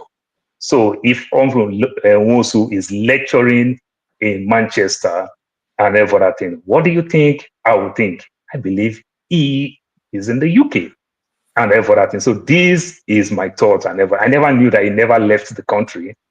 I never knew about that. And even though up until his death, he even died in America. So what do you expect from me? So these are the things. But all the insult and everything, if somebody like Ikene, if you look me very well, I'm very, very skinny. Where I'm strong, if they're talking about strong, I think it's my mouth. Very, very strong with my mouth. I have the biggest voice, as skinny as I can be, and everything, but we don't need it. You understand? I've been this person who talk very well. Coincidentally, that election was the first election I voted as a young man. and everything. I vote in that election and I vote for Abiola. Of course, I'm in Lagos, so what do you expect? And everything. So that was why I thought in that direction. Talking from the place of media, like KJ said, there was no social media, so there may not be much room for him to say. But from my thinking and my perspective, if he's actually outside of the country, possibility he would have much opportunity to say more about it. Then even though apart from that time, between that time and now, the Showore video, the Sahara Reporter, I've watched the video. And when I said there is no much videos, we all can struggle because I still take my time too while we're talking to still struggle. We didn't get much interview from him. You understand? Even when democracy has come to play and everything. So do you want to blame me for that? You know, we didn't get much interview. Some people might pick interest in certain subjects. So when you pick interest in certain subjects, it makes you want to go more about the subject. But there are certain subjects that you just read, you know about it. Over time, new thing comes on and everything. Then you just put those other one behind. You understand? Of course, that does not mean that I didn't know anything about the Onfrunwosu thing and the likes. He did a better election, and everybody keeps saying it and everything. But saying all these things and try to make this thing like the Igbos I hate or I try to hate you because of all that things. We don't need all those things. We don't need all those things. I don't think we really need it. Like Kolata would say, this is not an Igbo topic, it's an Onfrunwosu topic. So let's deal with the man called Onfrunwosu. Is the National Assembly play tribal card with what they did? Yes, they play tribal card. Is it that every one of us want to condemn them? Yes, they do that. You understand? Are they playing only that tribal card to only the Igbos? No, they do that to everybody. But the Igbos, we might hear the Igbo more. Do you know why? Because they are also part of the three major ethnic groups in Nigeria. Are you telling me that the Igbo, me as an Urobo man, are you telling me that I'm not suffering from this same tribal card? I don't get it. There's a lot of oil deposits in my country, in my village. And then what am I doing in another man's country? Can somebody If speak I'm benefiting from continuous what I now, have. please? And every other Thanks. thing. Please let me talk now. Come on, please let me talk and every other thing. So what am I doing in another place? So we all suffer this thing. We can criticize, we can find a way to micromanage these things and every other thing. But I can tell you clearly, we all suffer from this thing. And it's still okay for you as an Igbo man to put your own case in the front burner. It is okay. Maybe me, myself, I don't have what it takes to put my own at the front burner every day like you. Yes, because you have the number. Like Jim Wobodo said, minority we have their say, majority we have their way. But coincidentally, maybe the Igbo people who happen to be majority and still have the privilege to still have their say, it's still okay. You understand? But I don't see it like it's one man thing all the time. No, we all suffer from this thing and we all are not benefiting while we do the same thing to ourselves. That is my take for now. But I saw him give lectures in the UK and in America. Thank you. All right, Paul, thank you so much. Henry, you're next. Mr. Paul, before you come to public space, go and do research properly before you debunk somebody's work. Henry, I will give Dr. Damages $100 right now if you can spell biography. He conducted the best election ever. Let me talk my time now. Biography. Spell biography as you are talking right now. Spell biography. Give me my space, Paul. Paul, give me my please, space. Let him speak.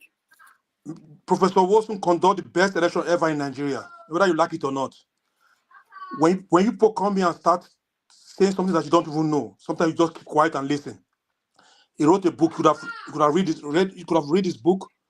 You could have listened to the interview.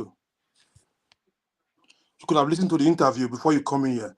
Anyway, when those your senators come to the public space to say he lost his own brother in Edo State, if anybody who live in Edo State then in June 12th, we still have June 12th University of Benin there, and how many people are lost there. The next day, shoot aside. Babangida gives shoot aside. So when those so-called males say they are senators come start ranting because they cannot do what the Professor Wilson did, they will not remember them for anything because they are a bunch of criminals who call themselves senators. Oshomole is not, you cannot even listen to Oshomole talking because it's never a freedom fighter. He tried to be freedom fighter. It's just like other so-called two-side mouth. It's not a freedom fighter. Either they honor this man or not, we honor him already. Even the so-called senators, this Robert Stamp senators honor him, we already honor him already. Since this June 12 election, have you ever seen a good election in that country? Have you ever seen anyone? Did we go to court in Abiola's election? No. My problem I have with the Eastern senators, when this man was alive, when this man professor was alive, why did not raise this up? What were they doing? They could not say it. When this man is gone, now they want to go to the Senate and say they should honor him.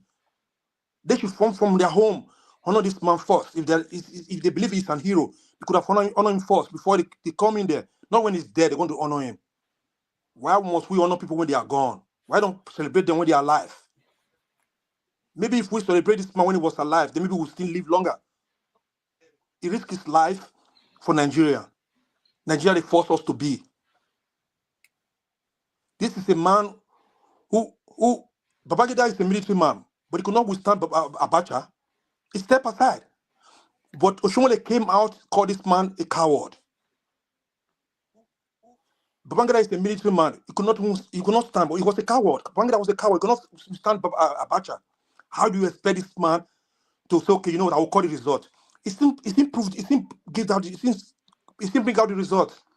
He still consult. They said he should not consult election. He still did it. What else you want for him to do? When they call this one, call Tinubu, your president, freedom fighter is stand for June 12th. These are cowards. They run away to abroad. We were there. We were in Benin City. We were there in Edo State, Benin State. We were there. So when these people call themselves, say they are heroes, they should keep their mouth shut. This man is already a hero on earth and for wherever he's going, Professor Onsu. Whether they like it or not. If you don't like it, then look, there's a transformer, you can hug your transformer. What do you expect? If you people Igbos, let me tell you one time, if you people expect the Yorubas to like you more than you like your people, you are joking. Just put in your mind, my people, I love my people. That's it. Don't care about what they do. They will never show they are just like this. That's their character. If you don't know that, I was born in Lagos. I know that's their character. They call them Ole Buruku, Ole. When they say Ole, they will make gaga. When fight gonna go wrong, they be Ole people. These are their character. So don't take their word serious. Because I was ashamed. I was angry when I saw it in Senate where they were just, downgrading this hero. They were downgrading him.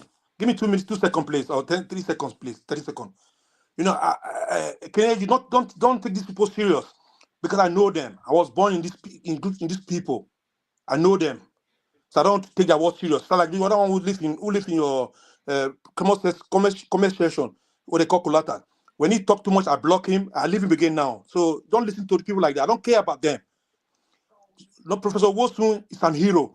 Next time, Paul, do your research before you come here in the public space and give false information. Thank you. All right. Thank you, Henry. And I just want to hear a younger person. Henry, like I said, I'm sorry. Henry, like I said, I watched that interview with Showore. What I'm saying is that, to the public. Hold on. I just said it. Henry, what I'm telling you, I said there is no much video. I said it myself that he wrote a book. Then at the same time, I told you, like Ruben Abati will say, if you want to hide this information, we know it for a very long time. If you want to hide information for a black man, put it in a book. How many people read books?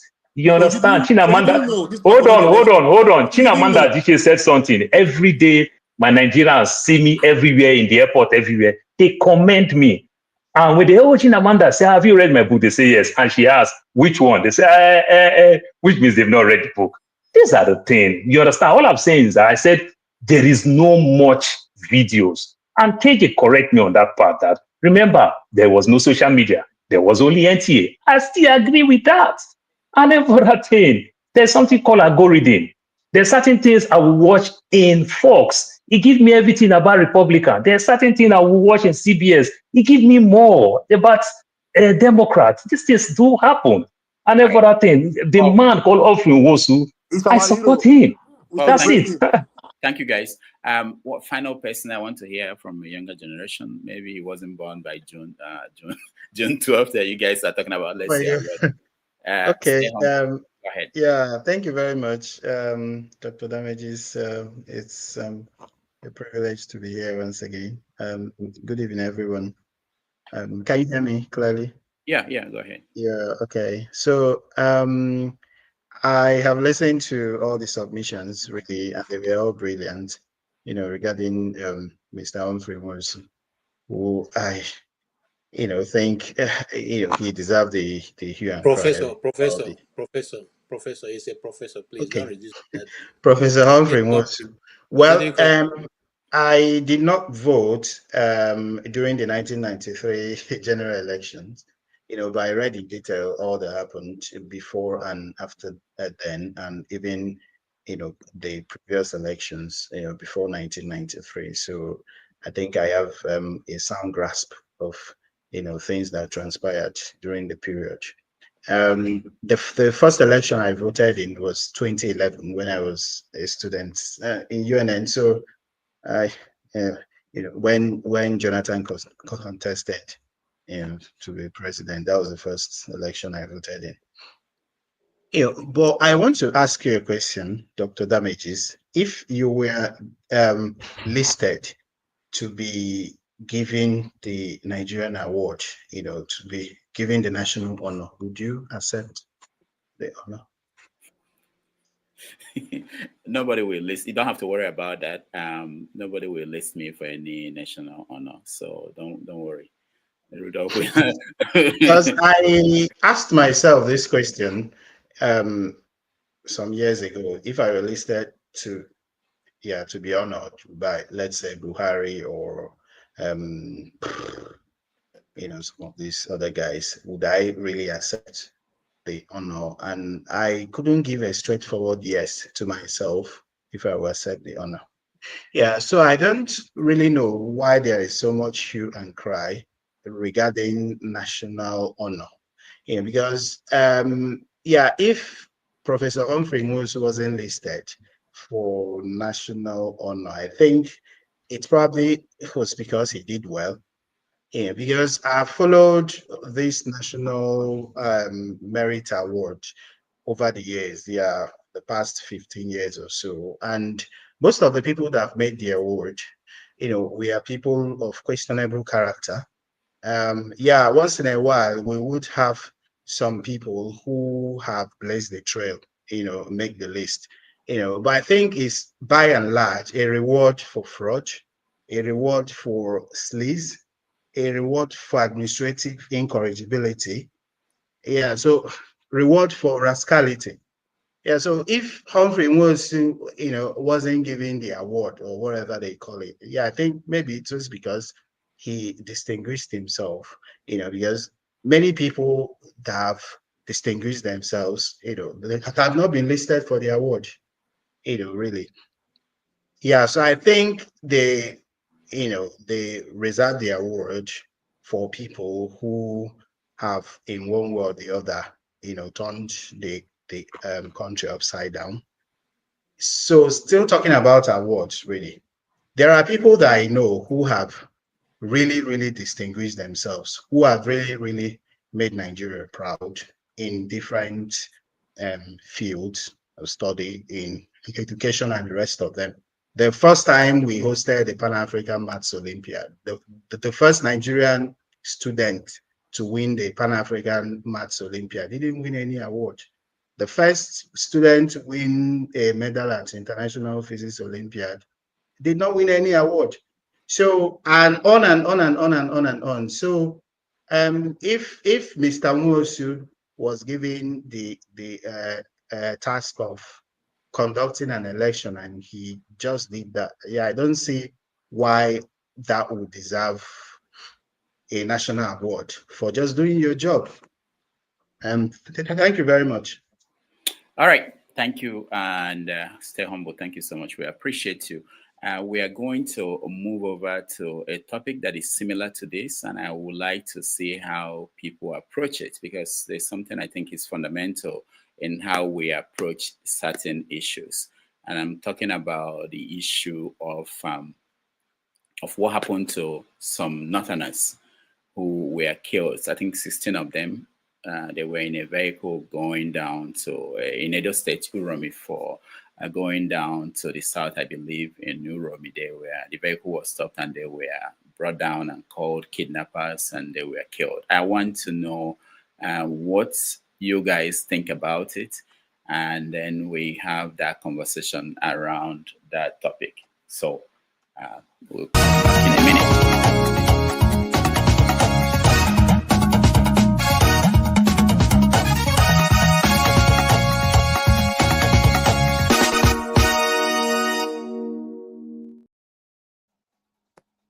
All right, let me start with you. Start with who was the last person that spoke? Let me bring back KJ.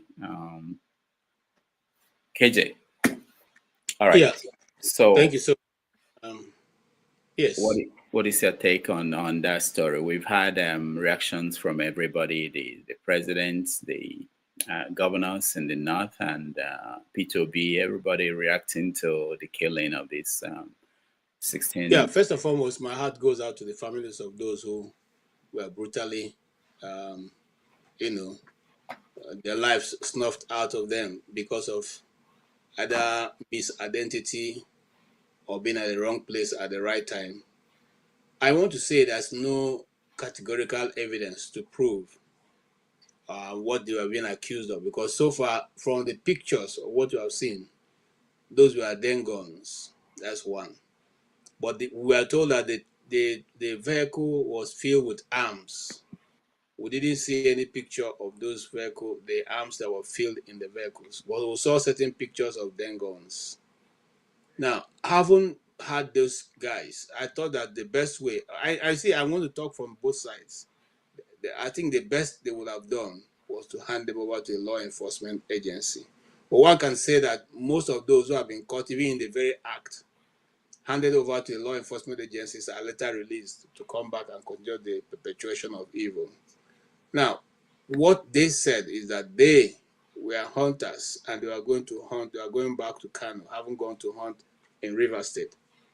I don't know where it is written that hunters, travel. At least you will have got some form of protection to travel, so that people know that you are traveling with weapons and that this is the purpose of which you are going. You see, that's because the society itself is not organized.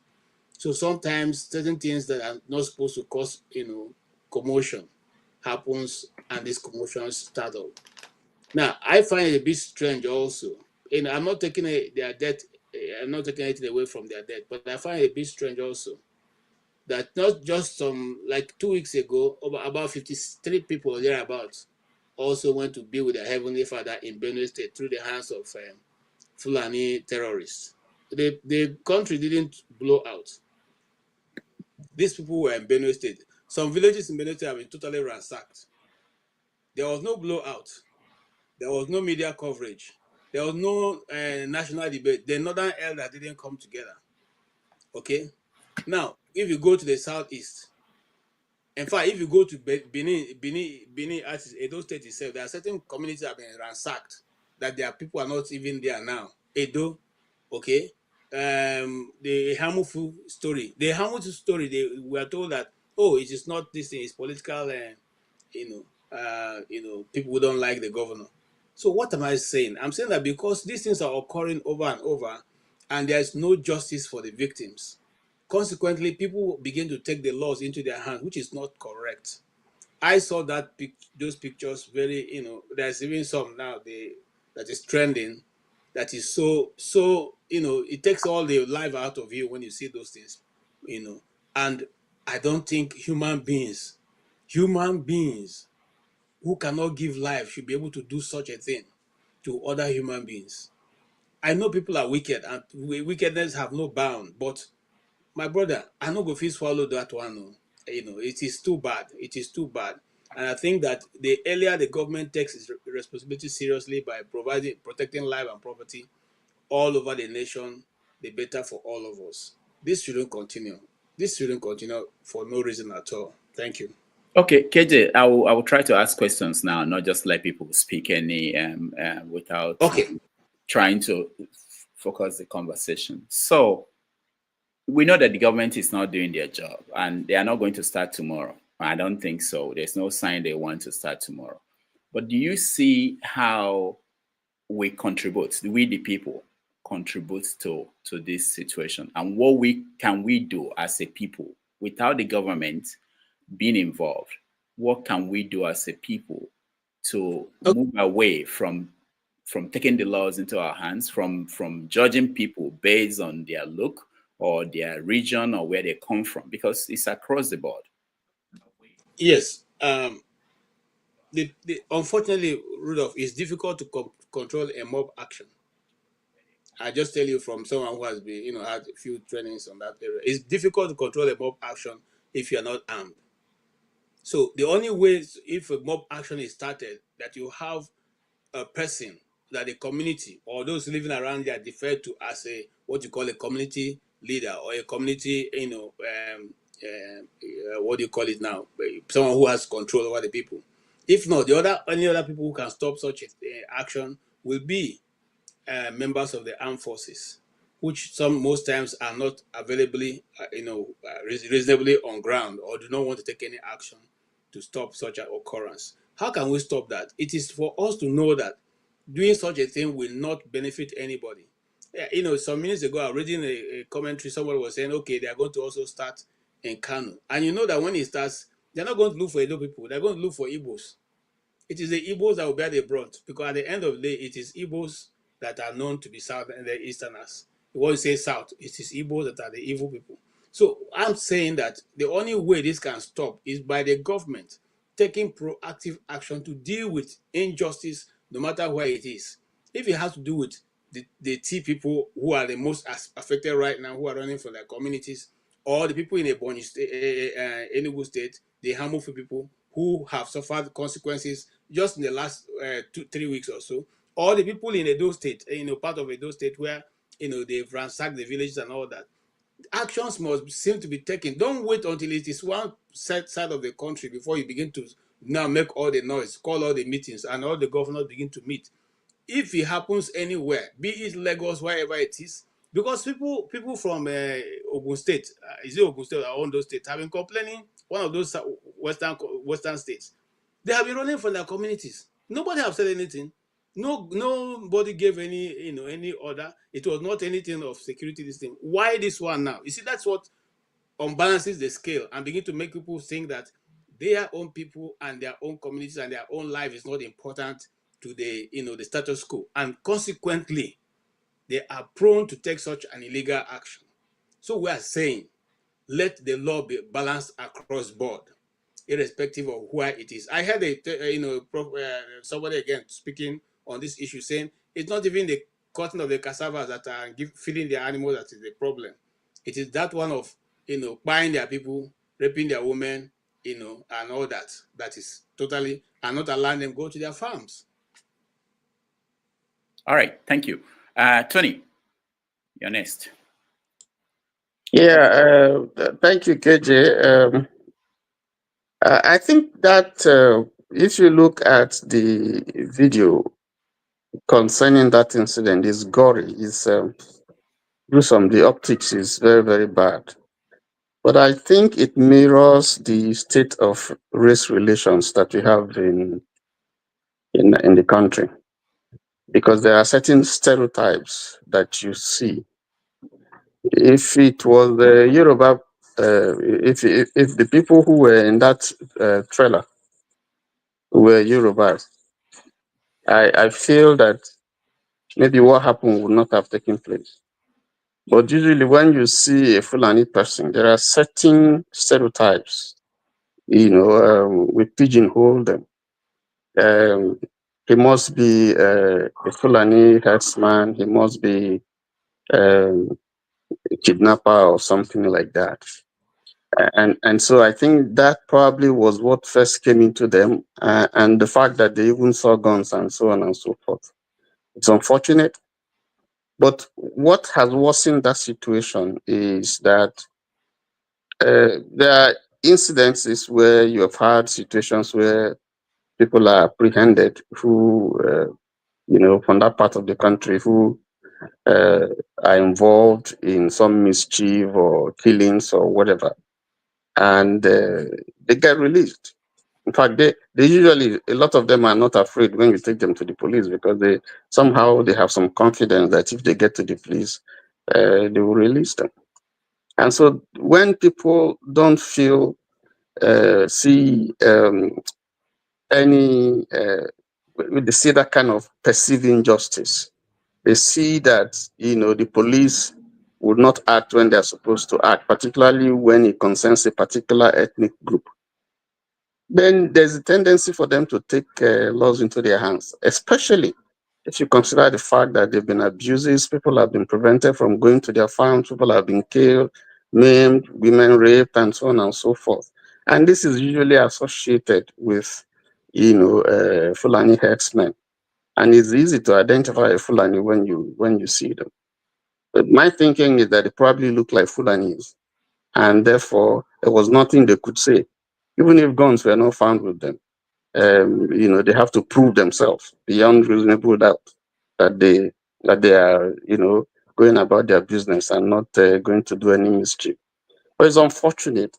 I think that it just shows that our nation, the extent how low our nation has gone, people don't have confidence in the security agencies. There's so much division, based on ethnicity and religion, and it's sad. It's sad.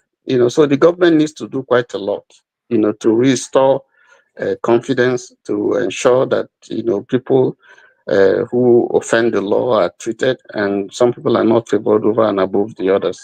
I think it's a shame that this has happened. It will continue to happen until the government does the right thing and the security agencies disabuse people's mind that people will get justice when they seek it. Otherwise, it's going to continue.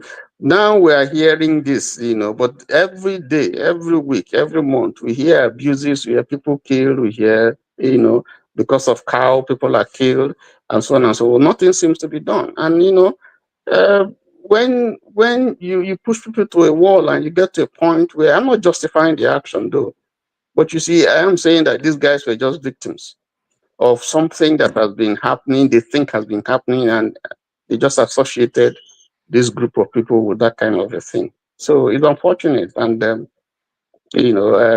government needs to take more of the blame, because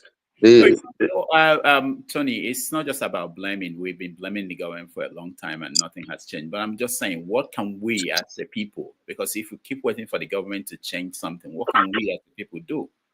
I'll give you an example. I come from a town, a place where you've had Hausa community live even before I was born, even before independence. There's a place in my town where they live, and they have been very peaceful. The relationship between them, and some of them even speak Igbo more than myself. So there needs to be this relationship that you have to build.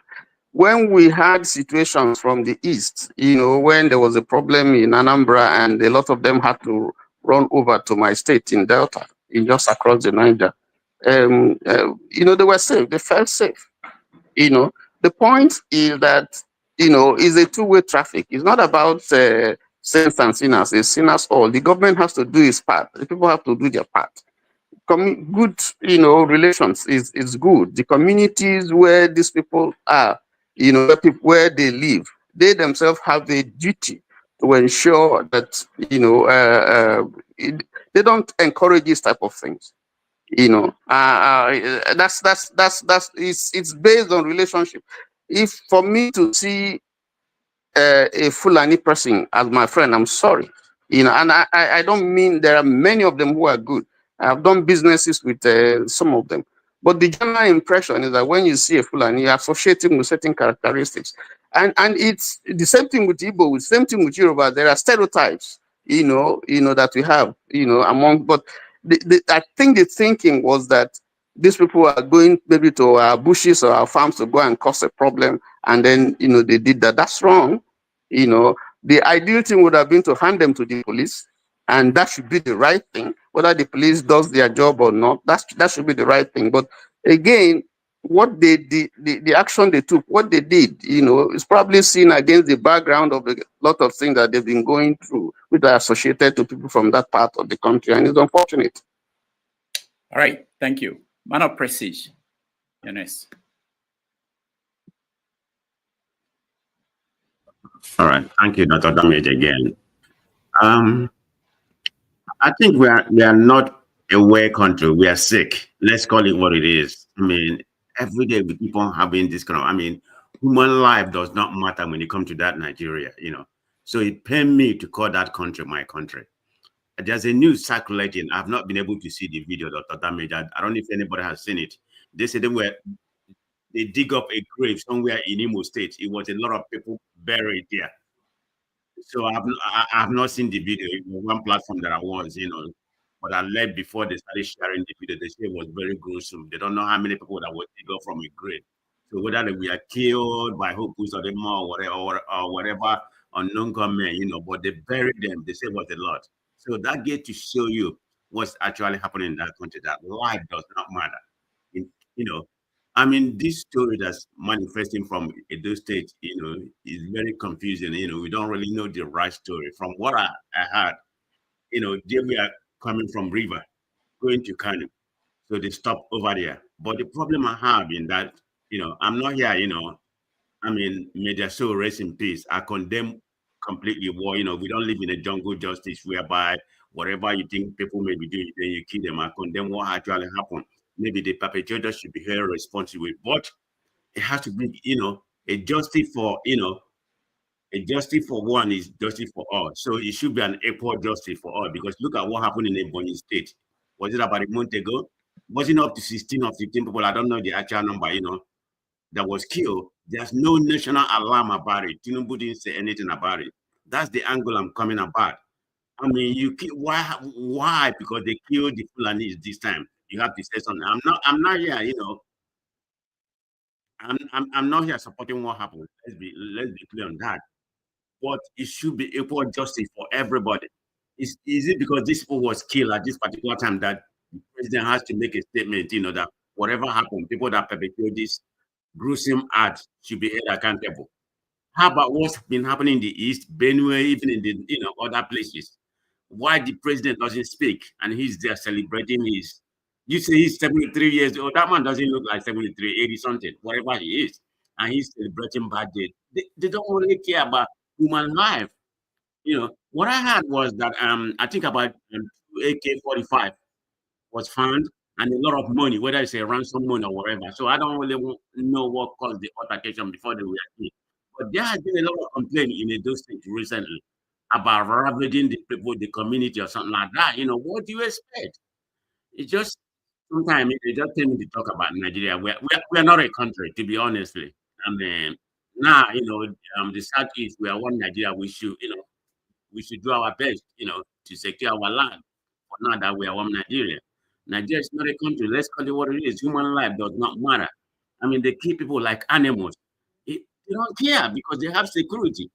It's not going to affect them, all these politicians, Tinubu and something like that, So this is where we are, but we just have to pray for that country. Thank you, Dr. Damage.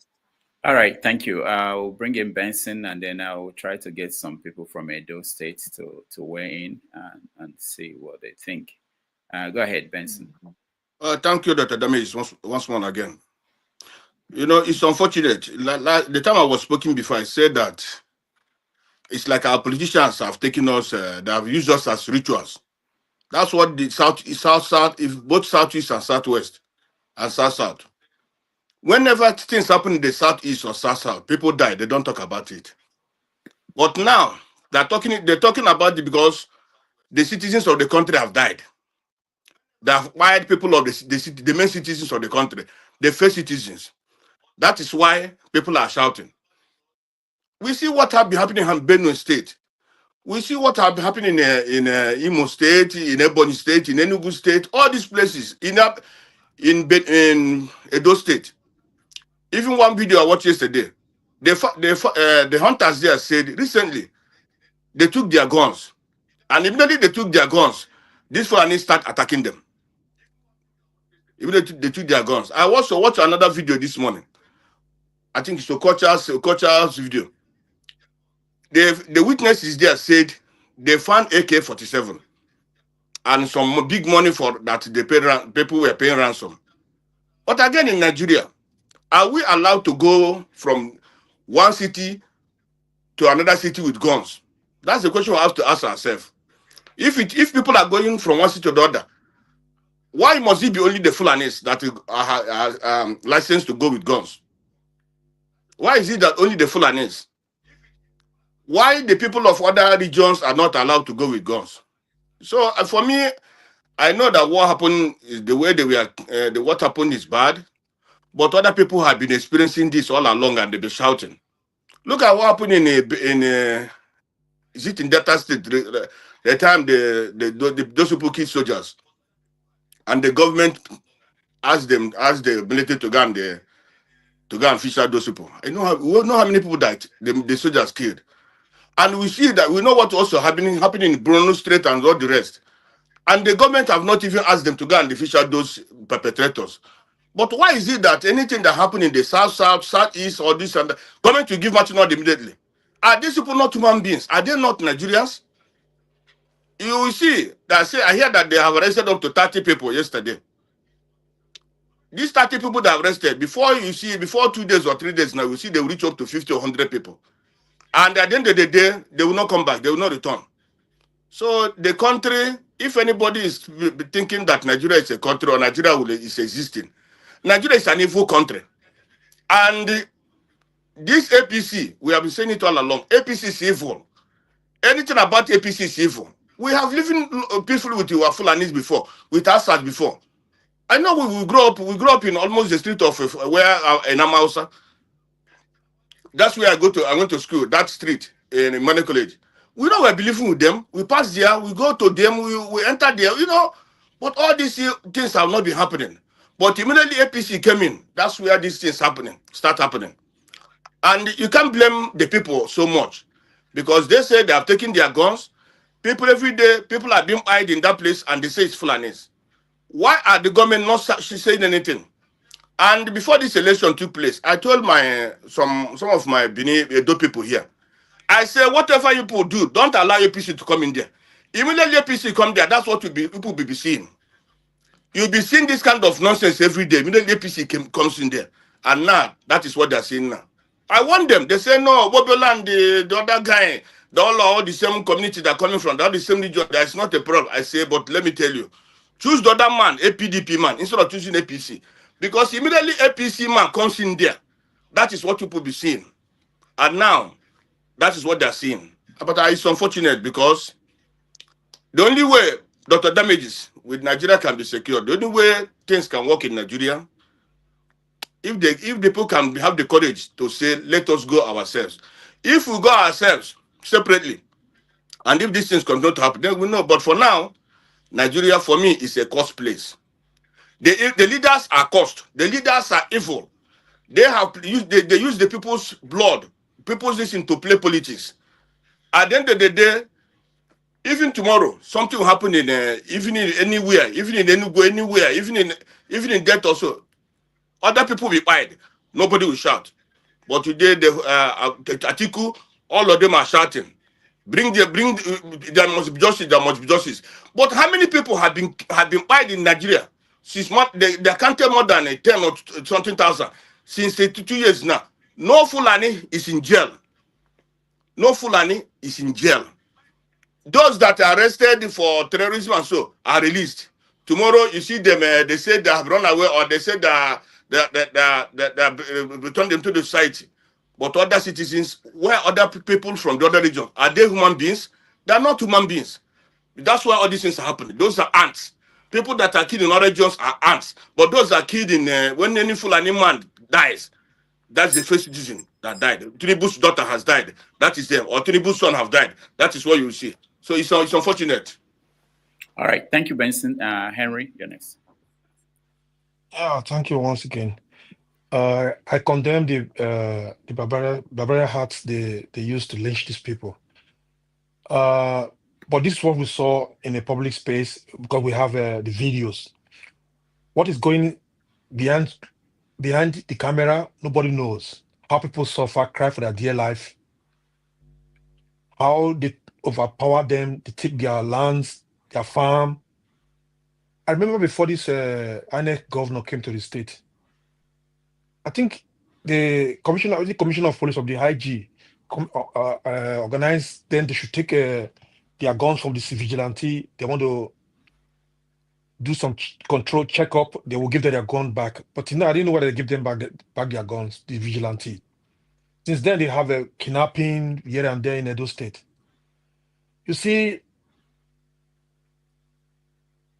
I don't know if it's allowed to carry, whether it's a day gun, whatever you call it, for one state to another without a permit. I don't know. I don't know if it's allowed. Mr. Rudolph, you can't tell me that one if something like that is allowed. If it's a day gun, whatever you call it, as long as that thing can buy somebody. So, you see, people just look at the way they leech these people. It's not okay when we see it in camera. But what about these people who were living in that village? What they passed through? We don't know.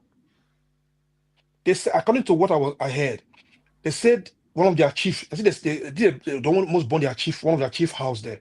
He said because the chief is collecting ransom, helping them to collect the ransoms, and the police, when they arrest the police, there's one house, they arrest the kidnappers, the police will take them, this house, they take them from police station to this house, they keep them there. They say a lot of things, they've looked the videos, a lot of things people say about this situation. The chief there are organizing police who are working with these so-called criminals who are kidnapping people from their farm. People will go to their farm, they will not come back home safely. They will bring their cow to your crops, to your farm, feed their cow. They will be making video. They will be laughing. How would the people feel? It's so quick that the so-called INEC president and the retired IG spring into Edo State, come with military, come them. The governor was there to go and witness what's going on there. But when people were crying, where were they? It's only in Nigeria, Nigerian citizens are refugees in their own country. It's only in Nigeria. Where are the so-called senators? Why they don't declare state of emergency in Benue in the north, where people lost their home? They're living as a refugee in their own country. Nobody's talking about it. Now those states will now just come in, like people will come here and say, this and that. Nobody don't have this monopoly of violence. Nobody don't have it. They'll say, where are you going to push me. I will not pass through the wall. I will come back to you. That's it. We're talking about the government. Do we have the government in that country? They celebrate every day. The same government, they said they are protesting. We are enjoying it. Your senators who are supposed to pass bills. I'm not coming about settlement here to say what they did is wrong or what they did is right. I don't want to say anything here.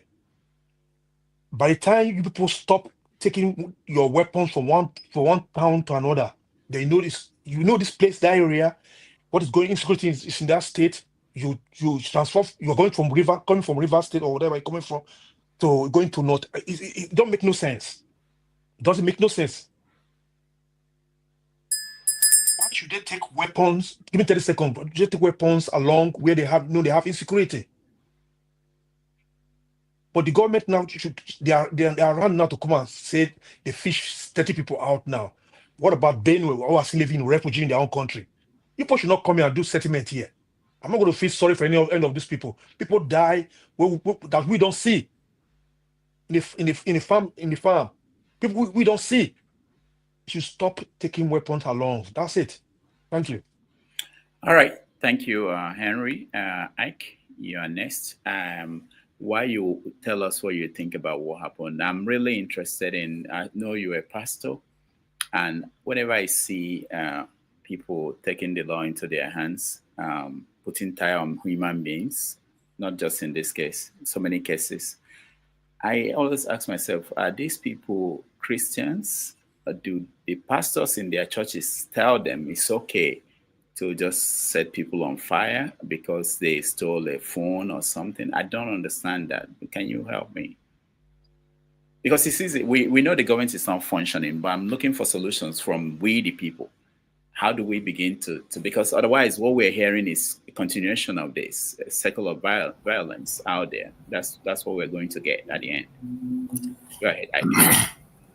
Dr. Damages, you do not need to be a pastor, a man of God, to know that human life is valuable.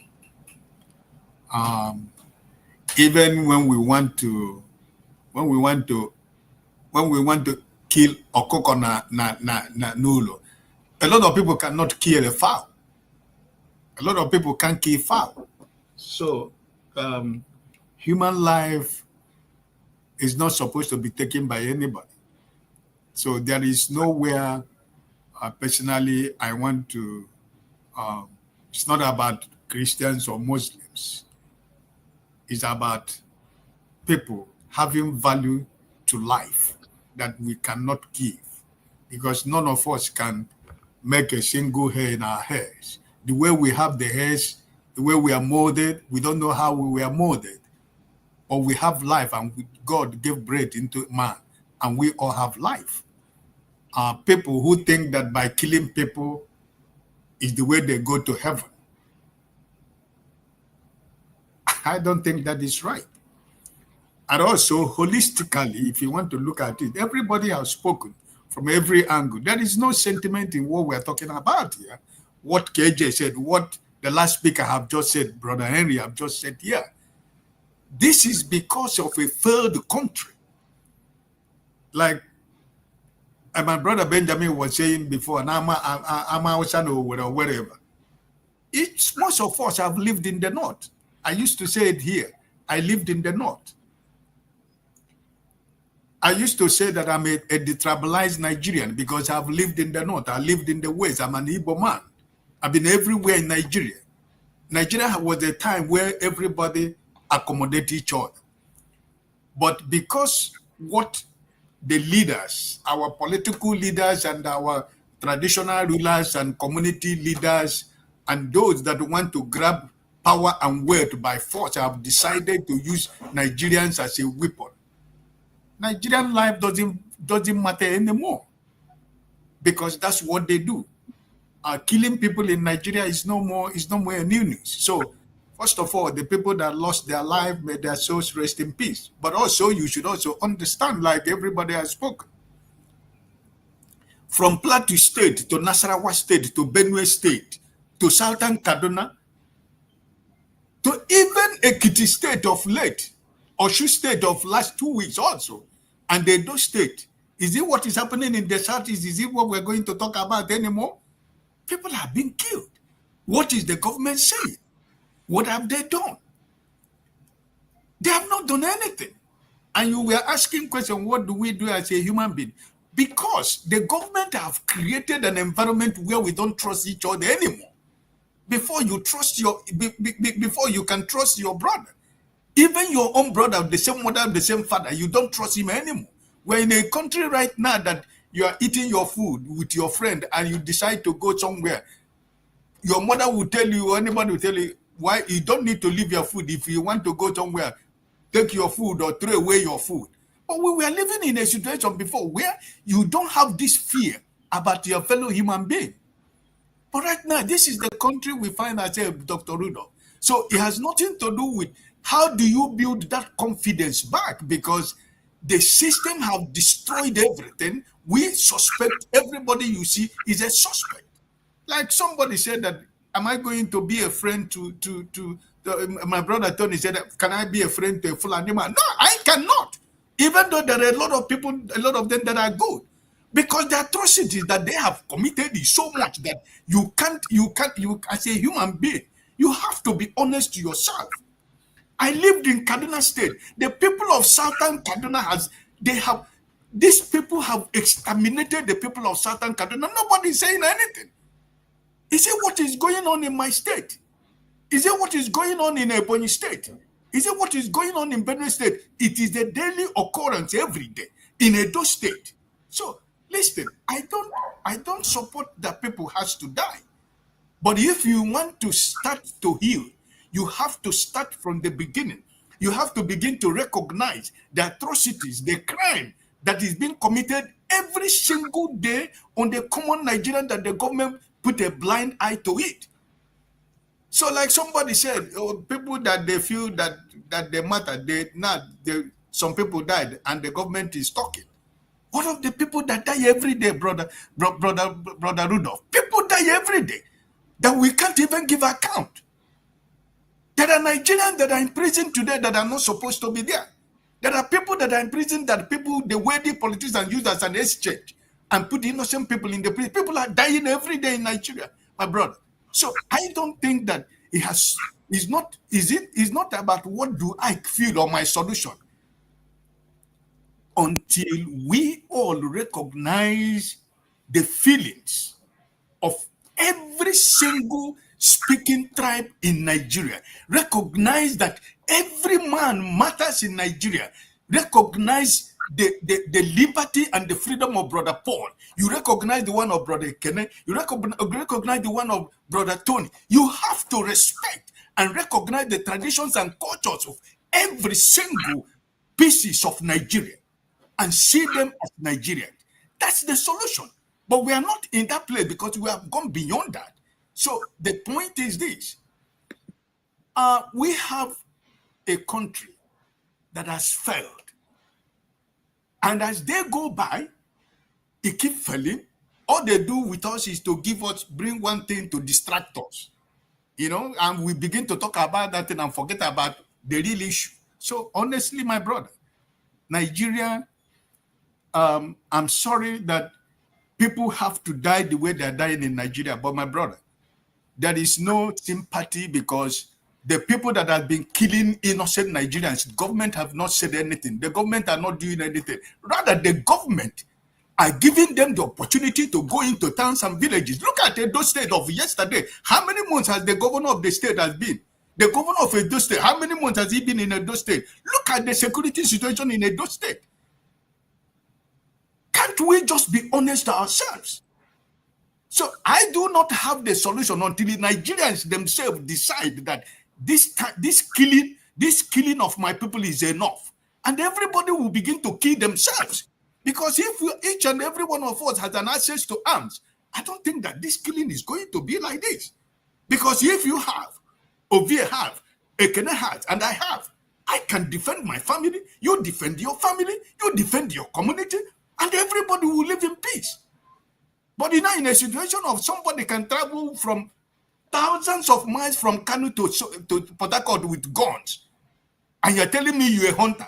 Which animal you're going to hunt in River State that you cannot find in the desert of wherever? So how do we marry that people are allowed to carry gun all in the name of their hunters or the Fulani herdsmen who are carrying gun? Do they have the license to the gun that they use? The answer is no. Does government do not know that this gun, that people who supposed to use it, supposed to have a license? Don't they know that this herdsmen that are carrying, who are giving them that gun? Is it not the same politicians that are training these people, that they are training their cows?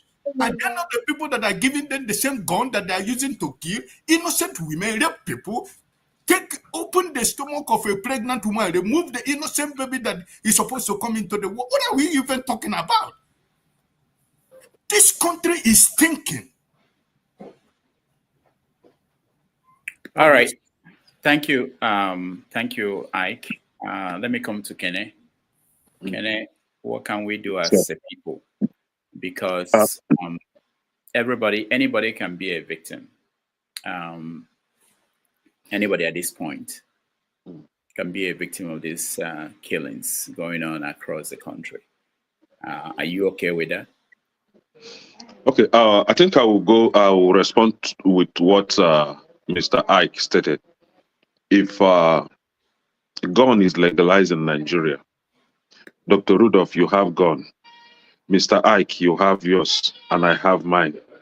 If you do anyhow, you see anyhow. Everybody will respect his or herself.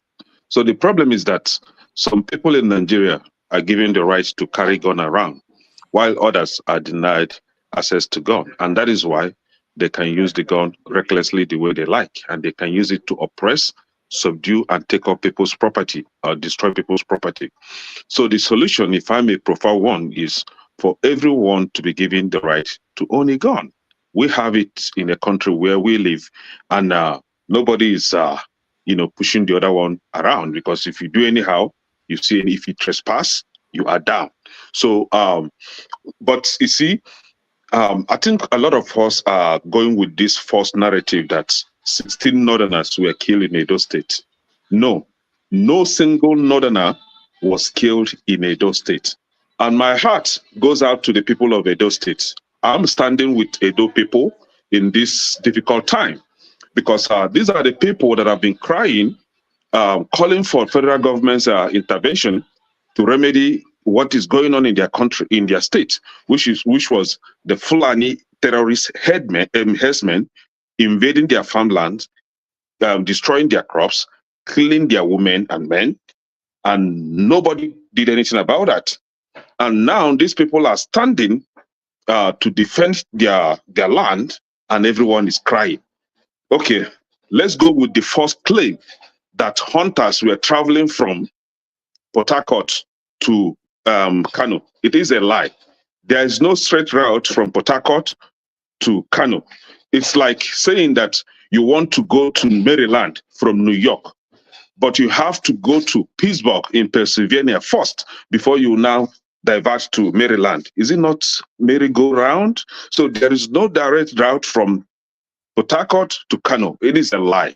The normal fabrication, deceit that we do have in Nigeria, and gullible people are parading it around now, claiming that they were traveling hunters. Okay, still with the claim, the first claim. Who licensed them to hunt in Rivers State? Because as far as I know, I think Rivers State is one of those states in Nigeria that has wildlife laws. Kwara State has it. I don't know about Edo State. So who licensed them to travel all the way from Kano, where you have animals in the bush, to Rivers State, where it's literally filled with water for hunting? You see, that is a lie. And then they are now claiming that Northerners, who are Northerners, when Igbo people get killed in the north, it is called Igbo. When Yoruba people are getting killed, they are called Yorubas. So do not lump it up so that it will look as if the Edo State were killing Northerners. Call it what it is. Fulani terrorists that came to Edo State to terrorize them were captured and killed. Call it jungle justice. I support that kind of jungle justice. You dare not invade another man's land with gun that you are not even licensed to own, just to be killing people. Guns were found in the vehicle loaded with guns. So they are not innocent. These people are trying to survive. The Edo people are trying to live. They should not be taken down. These people deserve to live. You, the Northerner, or you, the Fulani herdsmen, stay in your country if you want to hunt. Go get a license to carry gun. Go get a license to hunt. Do not be parading yourself around, destroying people's properties and lives. It is not acceptable. Those people in Edo State that were killed all the time, were they not human beings? Why are we not crying about them? Life you're wasted in Edo State is just because of these useless people that I will be crying.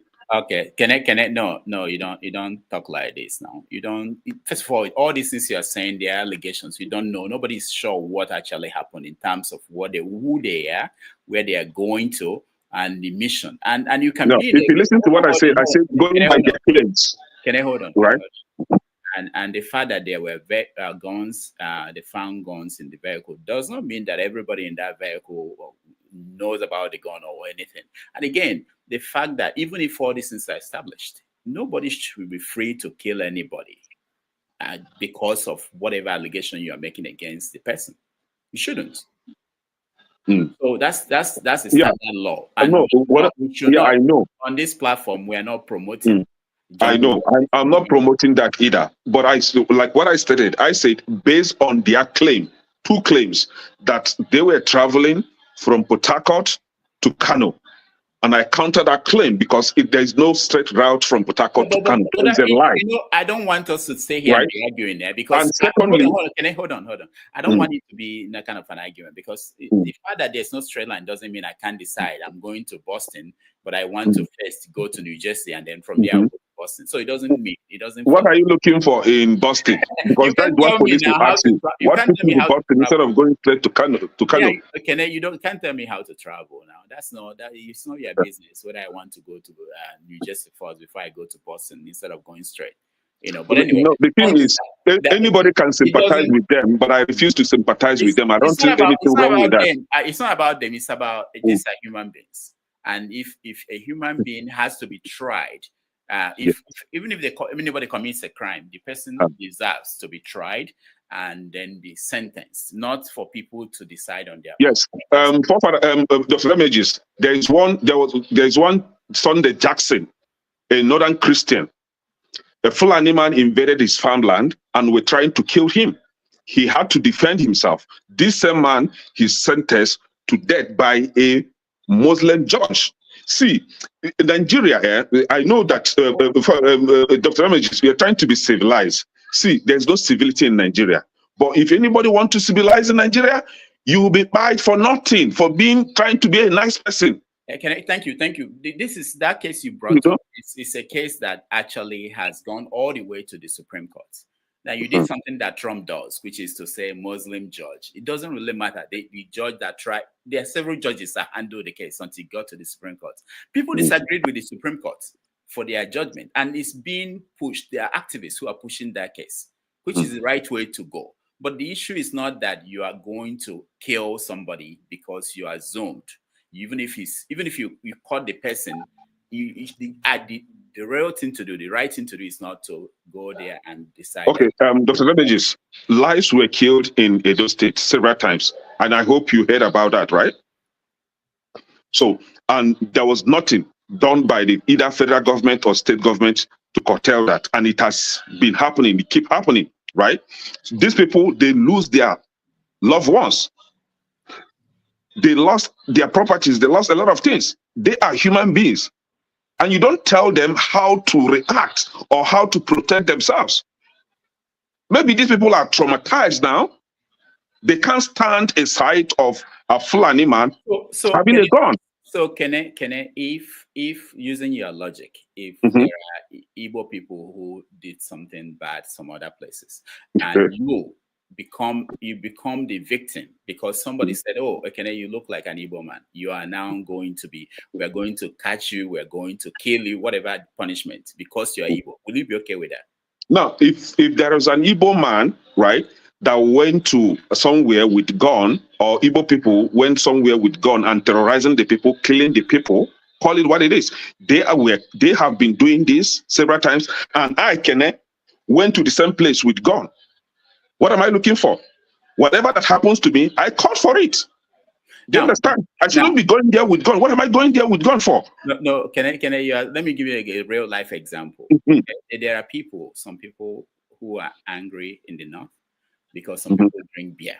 You may have issue with that. I have issue with that. And you there in the north, you are an Igbo person. Maybe you don't drink beer, but you sell beer. Or maybe somebody comes to your house and you give the person beer.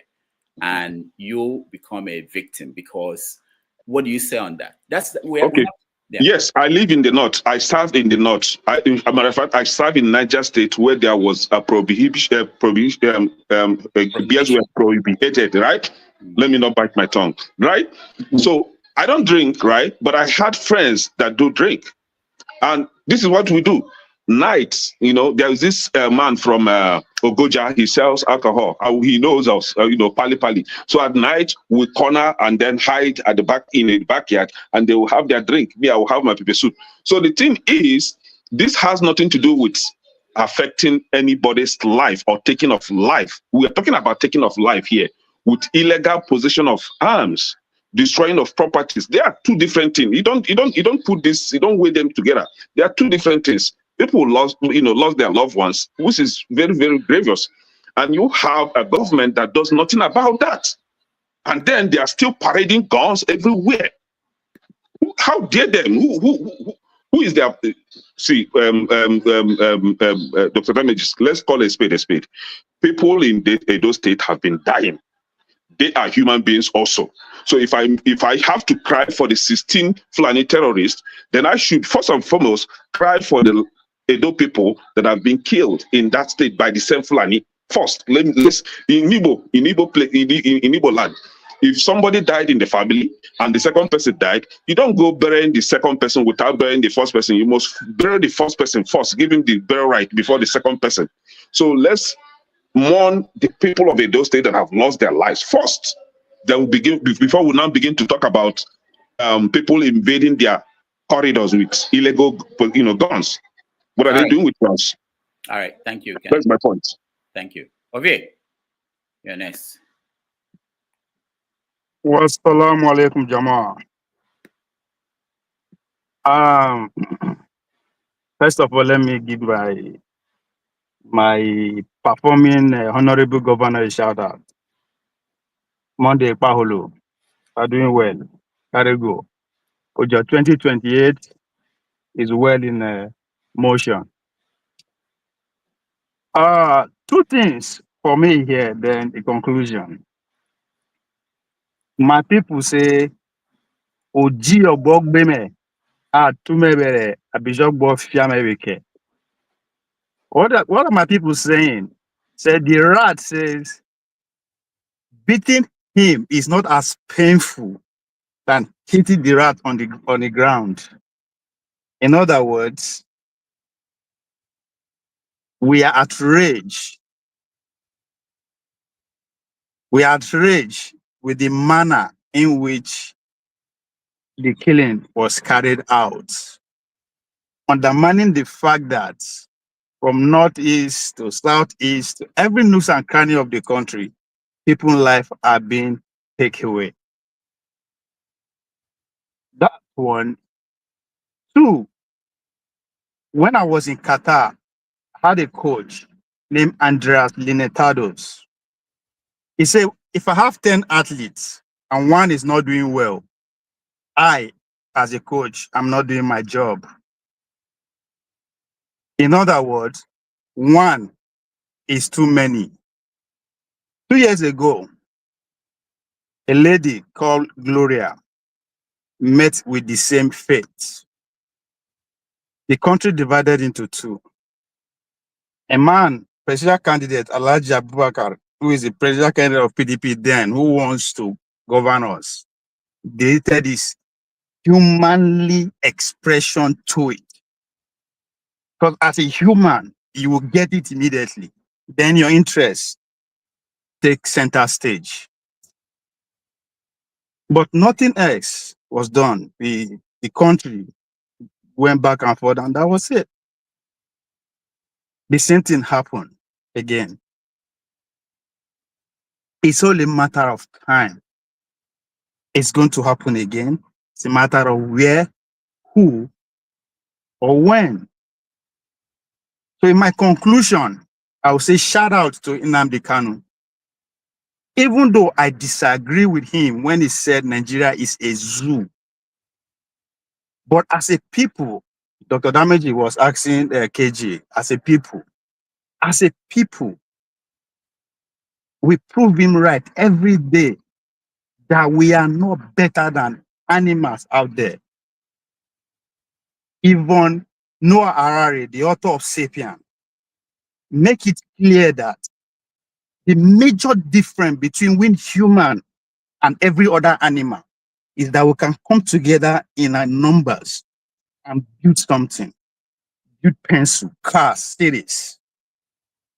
But in our own case, in that zoo, speaking to Nnamdi Kanu, we just can't seem to act as human, just a little bit above the other animals out there. It's a shame. Yes, we are a conquered people, but for how long? I rest my case. All right, thank you, Ovie. Mr. James. Yes, I'm sure you can hear me. Yes. Good. I think this matter is not worth discussing on. It's a very trivial matter. We are taking so serious. My heart goes to nobody, frankly speaking. I remember Sheikh Sanu said that 33,000 people were killed during Buhari's administration. Nobody was prosecuted. So what is so special about these people?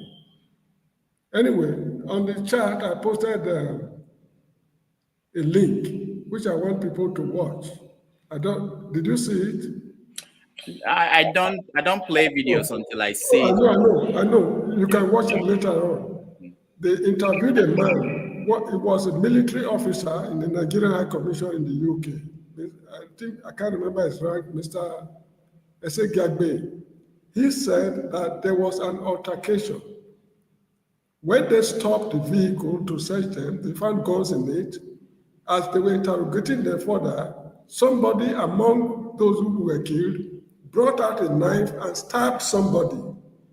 And it is that action that precipitated what happened. So please, let's not talk about better things. Let's talk about rivers. Let's talk about Natasha Akpoti. This is an irrelevant matter because worse things have happened.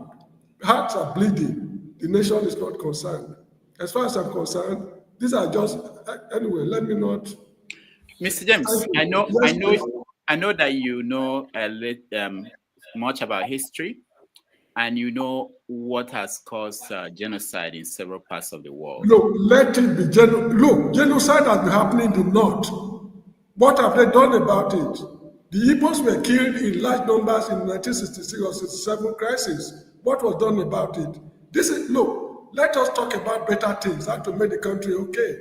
If you are now saying that a group of people are more special than the others, then there's something fundamentally wrong with us. I have better things to do. I just want you to watch that link. That is why I decided to sign on. Hold on, James. Better things to do. Hold on, James. I know you are busy. We have talked about the killings that are happening there. So this is not the first time we're talking about killings in Nigeria.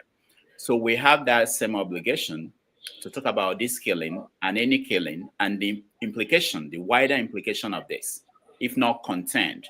Now, if you know what happened in Rwanda in 1994, where they killed almost 1 million people in 100 days, it did not start just one day. If you look at the history, there were a series of killings, small killings, with no consequence, nothing done about that until the big one. So when you say this is not important, let's talk about important things. This could be that we are going to that point. Is that what you want for Nigeria? If that point is what will bring stability to the country, fine. Hearts are bleeding every day. The government is not worried. You get the point?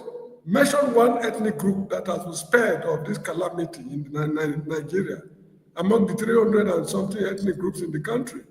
The government is not bothered. And you were asking that hold on, James. So if the government is not bothered, I think we shouldn't be bothered as individuals. Is it because we are abroad? Is that why we think this? No. My people are in Nigeria. There's nothing I know that your people are there.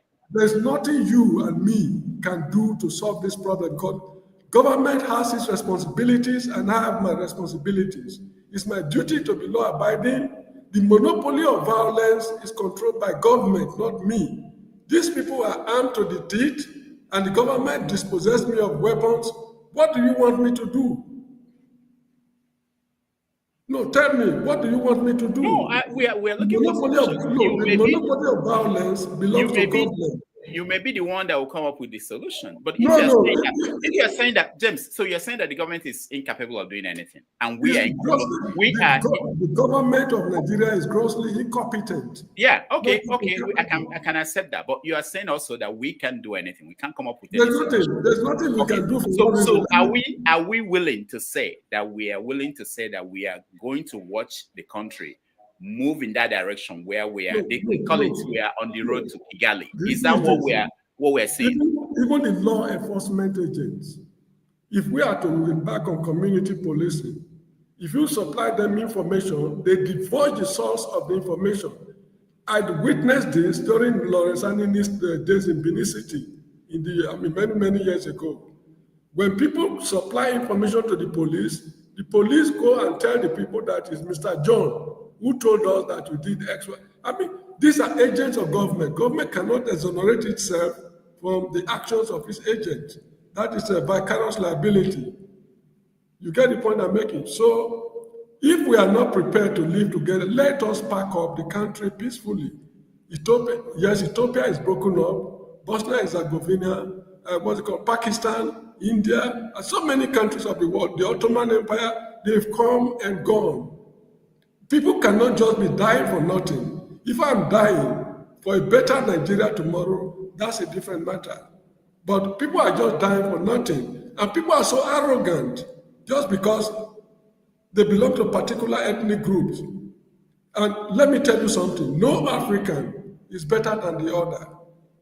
A Maasai man is not better than an Urhobo man. An Urhobo man is not better than a Zulu. A Zulu is not better than Actually, no African is better than the other. Take it or leave it. So for people to arrogantly believe that they are better, okay, look, when I was in South Africa, the white man displayed this ingenuity. If you see their buildings, the parks and gardens, water supply, national airline, electricity is of world-class standard, in fact, above world-class standard. The white man showed with his ingenuity that is superior. But no African can tell you that this is, in what way are we better than the white men, frankly speaking? You see the point I'm making? No black man is better than the other. So for a Fulani man to think that he's superior, so because of that, you can ravage people's farms. And even take the federal government as an example. It took the government of Buhari so many years to declare them terrorists. They were calling them bandits. Heart-wrenching appeals and maneuvers and what have you, before they reluctantly declare that they are terrorists. For how long should we? We have better things to do, my friend. Let's concentrate on the problem of River State, Natasha Akpoti's problem. These are issues that are on the board. That woman who was disgraced at Senate, that woman who distinguished herself on World Arena, who was disgraced by an illiterate senator. These are issues that should give us food for thought, not what happened. James, thank you. Thank you, Mr. James. I've been working on bringing someone from Rwanda, who I know here in New York, to come on the show 90 Minutes Africa to talk to us. Not because of this incident. It's something that has been going on. I've been working on it for months now. I'll get that, because hold on, James. It's very important for us. I don't know how many of us have been able to speak to people who went through what happened in Rwanda. It's very easy, even if you're out of the email. It's supposed to be Raspa. Yeah, but when is it likely to come? No, hold on. I will announce it when I just wanted to know where the noise was coming from. Okay, I want to prepare to meet you. It was from Ike. So I will announce that when that happens, because this is my concern, especially with us. Even the people who are outside the country, who were outside Rwanda when that incident happened, and the speed by which they killed themselves and what is left of the country and how that transformed the country. I don't think we are prepared for that. We think we don't have any responsibility. Hold on, James. Let me finish now. Let me finish. Then you can join. That we don't have any responsibility. We think it's not important. That was exactly how Rwandans were thinking about it when over many years, series of incidents, they thought, It's now normal. It's part of our society. The Tutsis will kill the Hutus, and the Hutus will kill them, and it's not important. And then the big one happened, and that destroyed their country. I don't know if we are saying that we're willing to sacrifice make the kind of sacrifice that what happened in Rwanda. Dr. Damages, I have an answer for you when it comes to that Rwanda analysis. I have a response. 3 seconds. 3 seconds, right? Look, to start with. No, hold on. I'm not done yet. James, just 3 seconds. Let me respond to Dr. Damages. I'm not done when I finish. Yeah. Okay. Okay. Yeah. So anyway, so the point I'm making is that this is, I think, to me, in Nigeria today, this is the number one issue in Nigeria.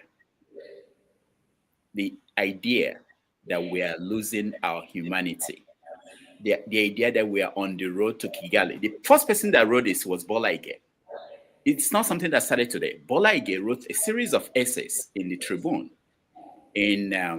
under Obasanjo, before he joined the government, about Nigeria being on the road to Kigali. And it continued to be on that road, and we don't see it. We are so jaded by a series of incidents that we don't remove ourselves to look in and see what potentially could happen in that country. And we think other things are more important. Yeah, we agree that the government has failed. Our government failed us. Yeah. The question that we have to ask ourselves is, what are we going to do? Dr. Damages, a second, right? If you are trying to, I know you are scared of, what is going to happen in Nigeria because of what has happened in Kigali, right? It's very simple. We've had Fulani leaders, head of state. They refuse to stop their people from invading, killing, and destroying properties and lives, right? Fulani's population in Nigeria is just 6%. So Fulani is against the Igbo people, for example. They are invading Igbo land, killing and destroying their properties. They are in Yoruba land, killing and destroying. Today they are in the Midwest, killing and destroying their properties. When the solution is, let the 94% of the population at the end, the 94 population might come together and squeeze Fulani 6% and squeeze them out of Nigeria, and there will be peace. That is the solution. That is a possible solution. That is the likely Kigali that is going to happen in Nigeria. So it's either they stop their people from doing this harm to our people, to other Nigerians, or Nigerians are going to come together and squeeze them out of Nigeria. That is the Kigali. That is the Rwanda that is going to happen. That may likely happen in Nigeria. They are just 6%. They can't dictate for everybody. All right, thank you. Go ahead, James. Yes. What Mr. Kenny has just said, Obasanjo made an allusion to it many years ago, that care should be taken so that the other ethnic groups of Nigeria should not declare the Fulanis persona non grata in the country. I'm using his exact words, but that was the point the man was making. This Olusegun Obasanjo, he said, I can't remember when he made the statement. Anyway, the issue is that the way people are looking at it, they are biased. Because if, for example, okay, let me put it this way before I go. When Lawrence Anini was disturbing Bender State, it is the same Benin people, the people of Lawrence Anini, who fished him out. They brought Barry Osayande, Deputy Inspector General of Police from Lagos, to map out the modalities to capture this guy, and he was captured, and he was publicly executed by firing squad, along with George Yamu, DSP of police. Now, the people, these guys terrorizing the country, they are known to their people. What effort are their people, putting in to apprehend these guys and bring them to book? Now, here are people they've caught in another state with weapons. Do you have license to carry the weapons? If the answer is no, so where do we stand? I mean, where do we go from here? They are not doing anything to bring the situation under control. And you are telling people to live in hell just because the people who see themselves as superior In what way are you superior to other people of the country?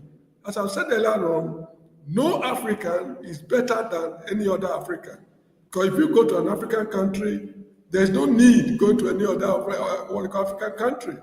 Because what you will see in Nigeria is what you see everywhere. If you take a photograph of a place in, let's say, Aba, and you tell me that that place is Senegal, I cannot dispute it because the whole of Africa, they are just the same. You get the point I'm making? So the issue is we should discuss better things as far as I'm concerned. Rivers' problem is more serious to me. Natasha Akpoti's problem is far more serious. That woman they disgrace at what you call their so-called Senate, they should tender unqualified apology if need be. Anyway, thank you so much. All right, thanks, James. I want to call it a day if you don't mind. After stay humble.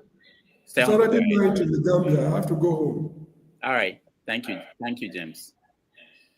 Stay humble. Okay, enough said about the killings. Nigeria has turned to a killing field. But before I go on, I just want to, dispute. I don't want to say debunk. Two things mentioned earlier. Someone said the Fulani population is 6%. I wonder how he got that figure. How did you get it? Because we've had a number of censuses in Nigeria, and no census in Nigeria has used tribe and religion. Really, we've not counted tribe and religion. So how did you get the 6% you abandoned? Because that's one of the problems of Nigeria, really, because people just go about banding figures. The other time, Rufai Hosseini posted some things about some data about the population figures of some tribes in Nigeria, so tribes, so percent, that wasn't appropriate. Anyway, it's fine. And then someone mentioned that the Edo people voted so and so person. So, yeah, okay, it's fine. So I will just start by saying that what happened in Edo, if it is true, because sometimes in Nigeria, some stories are bandied about, and then it might not be like very accurate. So this needs to be investigated, really. Wait, hold on. There may be an element. What is true, that people didn't die or not? Is that what you're questioning? No. The story that is circulating, if it's 100% true, because different versions, some will say that they are hunters, some will say they are bandits, some will say they were terrorists. So this needs to be investigated, really, and if it will be investigated, knowing the kind of country Nigeria is, really, so that we'll get to the root of what happened. But by and large, nobody should die that way. I don't support jungle justice. Whoever commits a crime should face, proper prosecution. So what happened there, if it's true, it's highly condemnable. Very, very dastardly, and the rest. But that is just a microcosm of the bigger Nigerian problem. Nigeria has turned to a killing field. We hear that 90-something people died when a fuel tanker fell in so place, and the next day we continue our normal business. Nobody talks about it. And then someone is saying, let's talk about Natasha Akpoti. What? Why? For what? Trailer will fall the other place and kill pregnant women, kill these people, and then we'll just continue our normal lives the next day. Killings here and there. Yeah, but again, you mentioned that we should try to talk about the solutions. So somebody said that there is no solution. That we are handicapped, we are hamstrung, we don't have any solution. We have solutions, really, and what we can do from where we are is to continue to educate people, continue to talk, continue to make sure that people try to know the root cause of some of these things. Why do we have these killings? Why are there killings? Why do we have, whether you call them Fulani people or whether you call them terrorists or militia, armed to the teeth with rifles, well trained? Who trains them? Who funds them? Who buys the rifles? Who is responsible for the intelligence where they strike?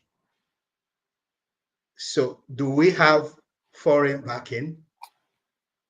So when these things happen, do we just read the story and just try to interpret them on the surface level? Do we try to dig deep, to know the root cause? Where is this coming from? So we need to educate people to, critically think. The younger generation to know geopolitics, very, very important. To know their history. I'm not talking about the history books written by the white men. So somebody said that the white man is superior to the black man, which is really, really laughable. Really laughable. Yeah, I don't even want to dignify that with a response, really. Because this kind of mentality is still the problem of Nigeria, where you have puppets, that are beholden to these white people. They tell them to do this. Somebody sits in Switzerland controlling the price of electricity in Nigeria. The gas used to generate the electricity is from Nigeria. Whatever resources that we use to generate the electricity is Nigeria. And then someone is telling you whether to subsidize electricity or not, to remove fuel subsidy or not. The fuel is from Nigeria. So that's the kind of mentality that the white man is superior. And then the white man gives you the orders, do this and do that. And then you're putting your people in suffering. All right, thank you. Forefathers, welcome to the show. Yeah, greetings, Dr. Damages. Yeah, thank you for having me, and greetings to all the panelists, the chat, and the viewers. So the topic is it about? I'm not sure what the topic is. I just we're talking about the 16 people killed in Uromi in Edo State. Forefather, I'm so sorry for 1 second, please. Doctor, it look like you make mistake. You skip me and Tony. Oh, no? What? Yeah. Tony, Yeah. Me and Tony, we've not contributed. Oh, I'm so sorry. I didn't know. I jumped no problem. Tony, no problem. Tony, you did not? Tony has already. Okay, I know that Tony spoke. Okay, maybe. Tony has already. For the Edo, I've not spoken. Yeah. Oh, I'm okay. supposed to be. All right, you, I'll get to hear you. Okay. Go ahead, Forefathers. All right, thank you for that. Yeah, insecurity, isn't it? To be fair, for me, people that know my point of view knows that this is not surprising to be seen in a country like Nigeria, where we have the law enforcement is highly stretched. They cannot defend. You can't expect one man to defend 1,000 people. It's impossible. And now you see that the president actually passed an order for emergency, a state of emergency in the River State. That is to protect national assets. If you look at experts in Nigeria that I've heard discuss Nigerian security situation, they say 80% of our military and our security forces are defending national assets, including Lagos, Rivers, in all those critical areas to keep the nation going. The question is, why don't they expand it to roll it out everywhere so that the entire country is secure? They wouldn't do it for whatever reason. We talk about why there is this in IDP camps in Nigeria. Why is it that we keep seeing banditry show up? Because our leaders are not governing for you. They are simply not governing for you. If they were governing for you, they will be doing everything to protect you. That is what they are going to be doing. If you mention it in Nigeria that why is it that your security forces are so small, they will think, oh, you're talking too much about security. We just need food. How are you going to eat when you don't protect what you are building? How are you going to harvest? We literally, our farmers can't even go to the farms because of all these security issues. If we keep taking security for a joke, the security is not only for food, it's for survival. The idea that people get killed regularly is happening all over the country. I know somebody that died last year that nobody heard about at all, and only to find out that his own mother died from Boko Haram attacks too, earlier on, about a decade apart, before he too died, trying to protect Nigeria too. The same thing happening all over the place in the country. It's like we are at war, but only our people are not aware. All we keep thinking about is food, food, food, food, food. Short term, this thing. We already have food. The problem is that we don't secure the food. We don't secure anything we build. If you look at the country now, personally, if a country is being run very well, from when this President Tinubu came into office to date, the Nigerian economy should have expanded. But if he decided to execute what was in his manifesto, he executed it well. Nigerian economy should be expanding if you take away the floating of the currency. But no, do you see that happening? No. Instead, you're having more insecurity. Even in the West now, there's insecurity. In the South, he literally engineered insecurity in the South. The one that happened in Port Harcourt didn't need to happen. We were talking about it more than a year ago. Now, why is it that Wiki and Fubara, this is getting out of control? Is it not in the interest of a president that wants to win an election without fighting too much for the country to be doing well? Why is he allowing that thing to get out of control? Why is it that the area that generates wealth, that is going to make people feel better so that he can win the election, why is it that he is contributing to the destabilization of that area? It doesn't make sense. The entire behavior of these our leaders don't make sense. And nobody asks this question, that why is it that our politicians, as greedy as they are governing themselves into poverty? They had $48 billion 2 years ago for the Nigerian national budget. Last year, they had $28 billion. What kind of politicians do that to themselves? I've never seen it in any country. It tells you that your leaders are not governing for you. So, forefathers, mob action, killing of 16 northern people going back to the north, based on reports that we have. What do you think is the solution? If the government is not willing to do their part, what can the people do? I think if the people are to do anything, it's unfortunate that Showore, he is at the forefront of most of the opposition in Nigeria, and he chooses to do it in a different way. You have to start reaching out to all the regions of the country. You make it as a kind of project that all regions of the country are your business, and everybody needs to be coming together from the level, this is base level up. If the leaders at the top are not doing the right thing, then the people at the base, the leaders at the base, should be bringing people together. At all times, you have to be reminding the communities that we are all in this mess together, and these guys at the top are the ones creating this mess, and they need to do better by us. That is how you do all this thing. Because whenever you hear this type of conversation, many of our people double down on the reasons why, in terms of making it worse. Because we would start saying, oh, the Northerners do this one, the Southerners do that one. You are giving them exactly what they want, because now they've stratified and divided everybody. So they are going to perpetuate the same situation, just like we will perpetuate the division of Africa too. That's how you perpetuate it too. If we at the base decide that, okay, me and the Southeasterners have the same agenda, me and Southwest, Northwest, Northeast, and we all have the same agenda. We want to live a more prosperous life. Why are we not doing more about that? Why is somebody like Showore, the leading voice in Nigeria in terms of opposition, not reaching out? Showore, if you see him, he's almost like a Lagos Abuja guy. He's not like a Nigerian politician. You don't see him everywhere.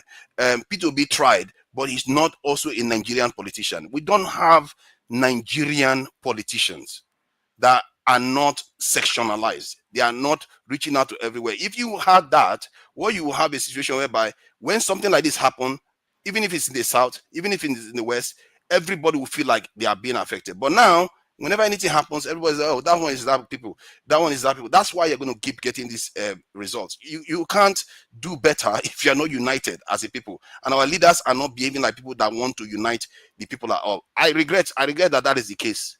That's our own inheritance, that our leaders always choose to separate us instead of bringing us together. We're here now during the election. We saw how everything was happening. You don't see them bringing people to. I don't understand it. What kind of leaders? And they like to call themselves fathers. I don't.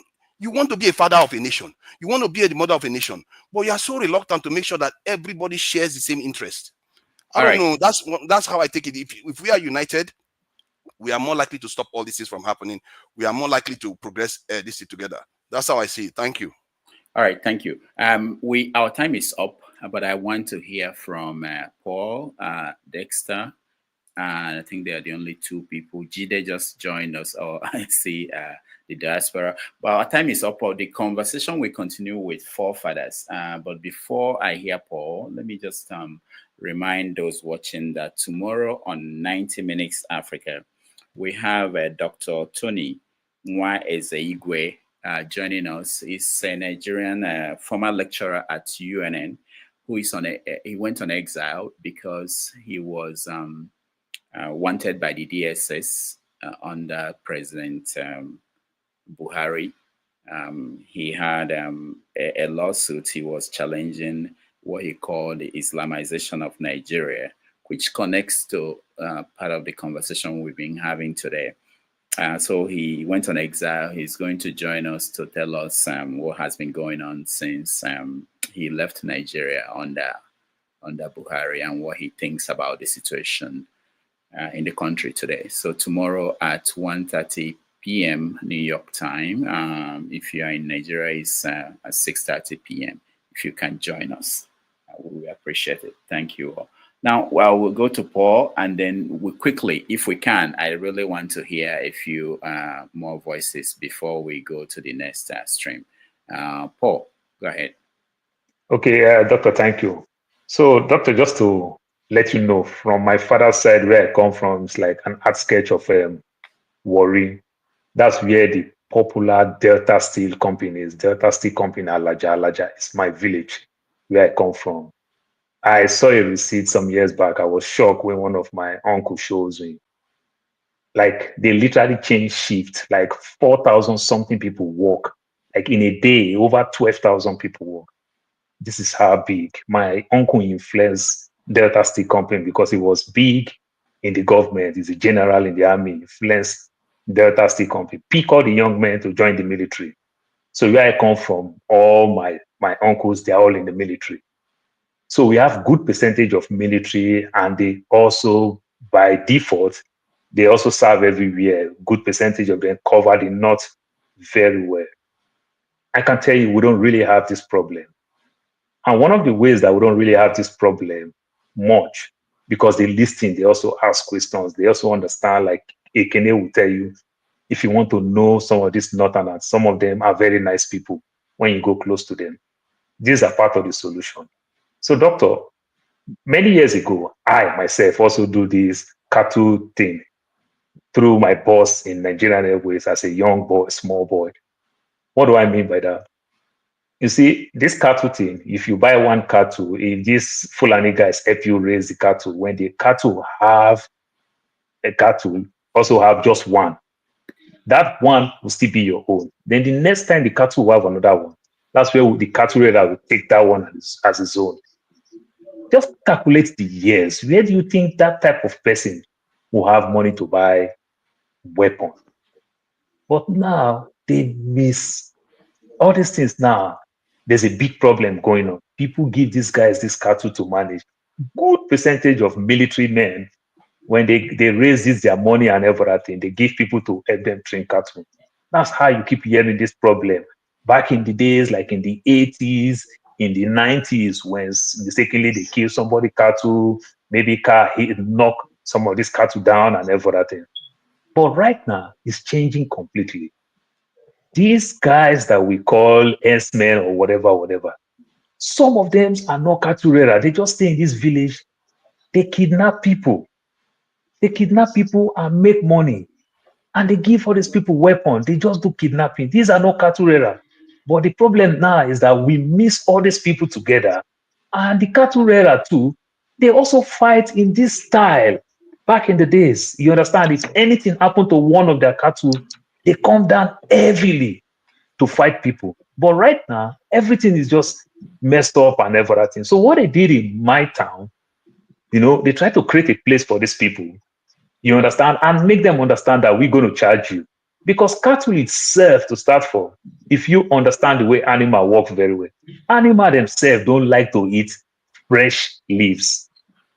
You understand? So when they want to do some barbaric thing, you see that they put fire to make some of this leaf go dry for the cattle to really feed from them. They don't like fresh leaves like that.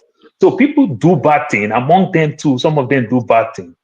But this set of people who rape and kidnap, these are different people who are just there, but we mix them together. These are different people who just come to kidnap, rape, make money off it. And also the bigger picture, why the government hands is so tight, because the government also are very, very scared. See, doctor, these minor people, these small people, these are people that they sponsors, maybe here in the West, somewhere in the Middle East, and everything. Because they understand when they create all this trouble and everything, the government will go back and buy weapons. You understand? Like the Boko Haram thing, the Boko Haram fight the government don't have option not to increase their budget for weapons. You understand? To fight back. So which means they sponsor the minority to cause anarchy, to cause problem for the government to spend more of their hard-earned resources to also spend money to buy these weapons. You understand? It might be from the Middle East, it might be from the global East, maybe Russia, maybe America. You understand? Maybe Iraq, whichever way, I don't know. But this is what is going on. But our government really needs to come up very well. And the community themselves needs to also find out that since our government cannot do anything, how, like your questions now is what I'm talking about, doctor. How do we talk to the people? We can pick these Hausa people that we know that have been in our village, and the people who come to our village to say, oh, they are railing these cattle and the likes. How do we talk to them? How do we manage them so that we can differentiate them from the other people who come there pretending? Because continuously we keep thinking it is these guys who rear cattle. No, it's not these guys who rear cattle. The guy who rear cattle can fight stupid fights, we agree. But it's not them. This is a different set of people who just come to create problem, kidnap, do all type of barbaric things. So we have to find a way to micro-manage this thing. I was born in Lagos. I can tell you places in Lagos where we call Hausa Quarter, in Ajegule, in Idiroko, Ojo Alabarago, in Agege, in Lawansin. We have all these Hausa Quarters. We never heard all this problem. Once in a while, yes, there might be fracas here and there, but they resolve it. But this new style that we're talking about, and these guys that we're seeing, a good percentage again, where our immigration and the government fail us. Good percentage of these guys are not even Hausa. Riding bike in Lagos and everything, some of us who work a little bit in the north can speak little Hausa here and there. We communicate with them. But right now, doctor, you speak Hausa to these people, they don't know jack. These are foreigners. So that sympathy, no empathy, it's not even there. It is just survival. Like the way people from Libya will survive with the guys who want to pass through Libya to go to Europe. That's the same way they themselves come into our country to come invade us just to survive so that they go live a better life in their own country. So no sympathy, no empathy. So our government is failing us. And our people can just find a way to say, how do we manage and, you understand, just pick the right people among them and also hear from them and also use them to also help us fight the bad one. Because we also need those good ones to help us differentiate the bad one, how we can manage to fight the bad one. But every time we talk, it's like we're still talking like, oh, it is these nomadic people. It is these people who rear cattle. It is these people. No, it's not them. It's not them. You understand? But I will tell you, they fight very barbaric way whenever anything happens to their cattle. That's what I would say for now. All right. Thank you, Paul. It's nice that you got a chance to add to the conversation. Dexter, welcome to the show. Thank you, Dr. Damages. Yeah, I'm here. Yeah. Just speaking on this topic. I think I kind of agree with what Mr. James said, in the sense that I think everybody has contributed very well, and there's no wrong. You know, when you have ideologies, there's sometimes ideologies don't mean that anybody is wrong, but we have to just do what is best for the time. There is this ideology we have in Nigerians. Many of us have it that Nigeria must, like, maybe Nigeria is one indivisible entity. Or it must be under it. You can't just say that. It has to have its boundaries. You can't say something is indivisible if it's not benefiting the people. You know, you can't tell people you must be together, whether it works well or it doesn't work well. No. There's something forefathers keep on talking of security. Security is not about armed security. The best security that you can give any nation is economic security. The security of the people that have ears, the security between your two ears. Economic security drives peaceful nations.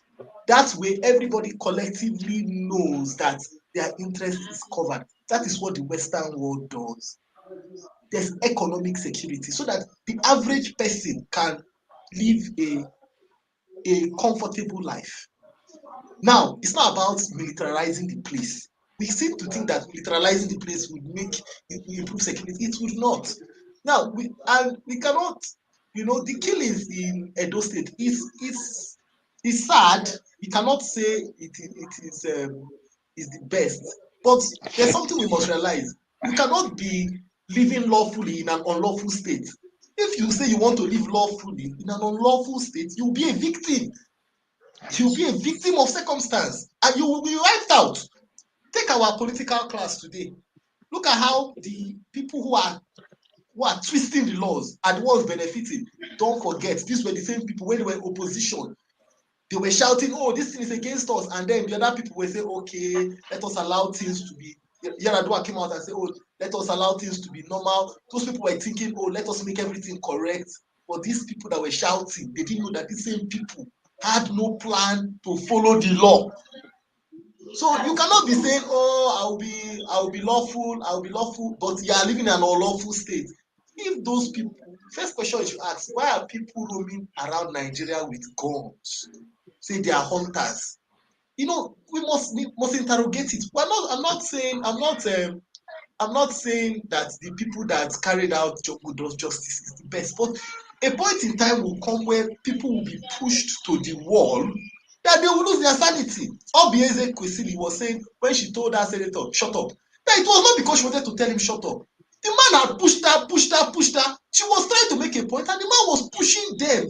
They were pushing Natasha Akpoti and her council, Natasha Akpoti's council, to the extreme. And at that point, she said, "Please shut up." So it was not because she wanted to tell him, "Please shut up." No. So people have to react. And if we continue in this way of, "Oh, let us not react, let us just," like somebody says, "No, there's a solution." Don't deceive yourself. A country has been on the same path for 50 years. It's going down, it's spiraling downwards. And you're saying, "Oh, there's the solution." If you are not ready to implement the solution, why are you deceiving yourself? This thing about invaders, it's not today. And there's something about your oppressor is not ready to give you respite. They try it in a small scale, you don't react.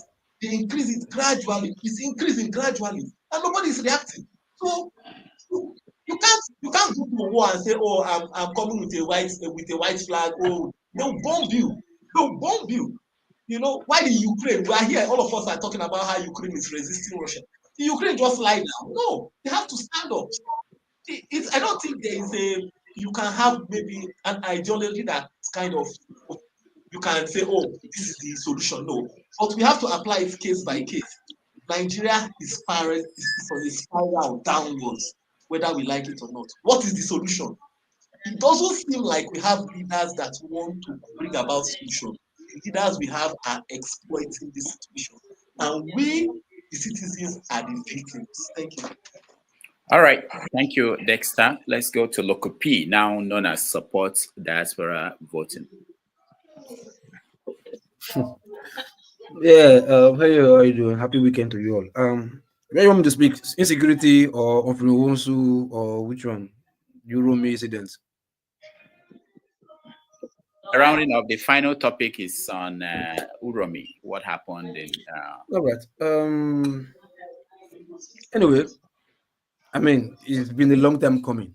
Yeah, because I've always frowned at this security agencies not doing anything whenever any part of Nigeria, of the southern part of region is complaining and they do nothing about this is worrisome. Starting from the Enugu women who were complaining that this and that will happen to them.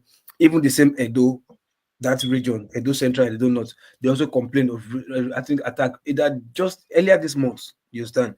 And to shock you, I think it was last week or thereabout. There's a town called Ekpoma, right, close to Urumi. There, just the next neighboring town. A father, Reverend Father was kidnapped. Yeah, and with the seminarian, something like that. I think I heard told the story recently with seminarian. And before the Reverend Father could call the villagers to come and rescue, they've already whisked him away. You understand? And as God will have it, the Reverend Father was still alive with their captors while the seminarian was beheaded. Who is telling this story? It was somebody, another kidnapped victim that escaped, that came outside to tell the story. That okay, that father, yeah, I know the father. Oh, that boy that went to, they beheaded the boy. You understand? So those kind of family now, what are you going to tell them about jungle justice?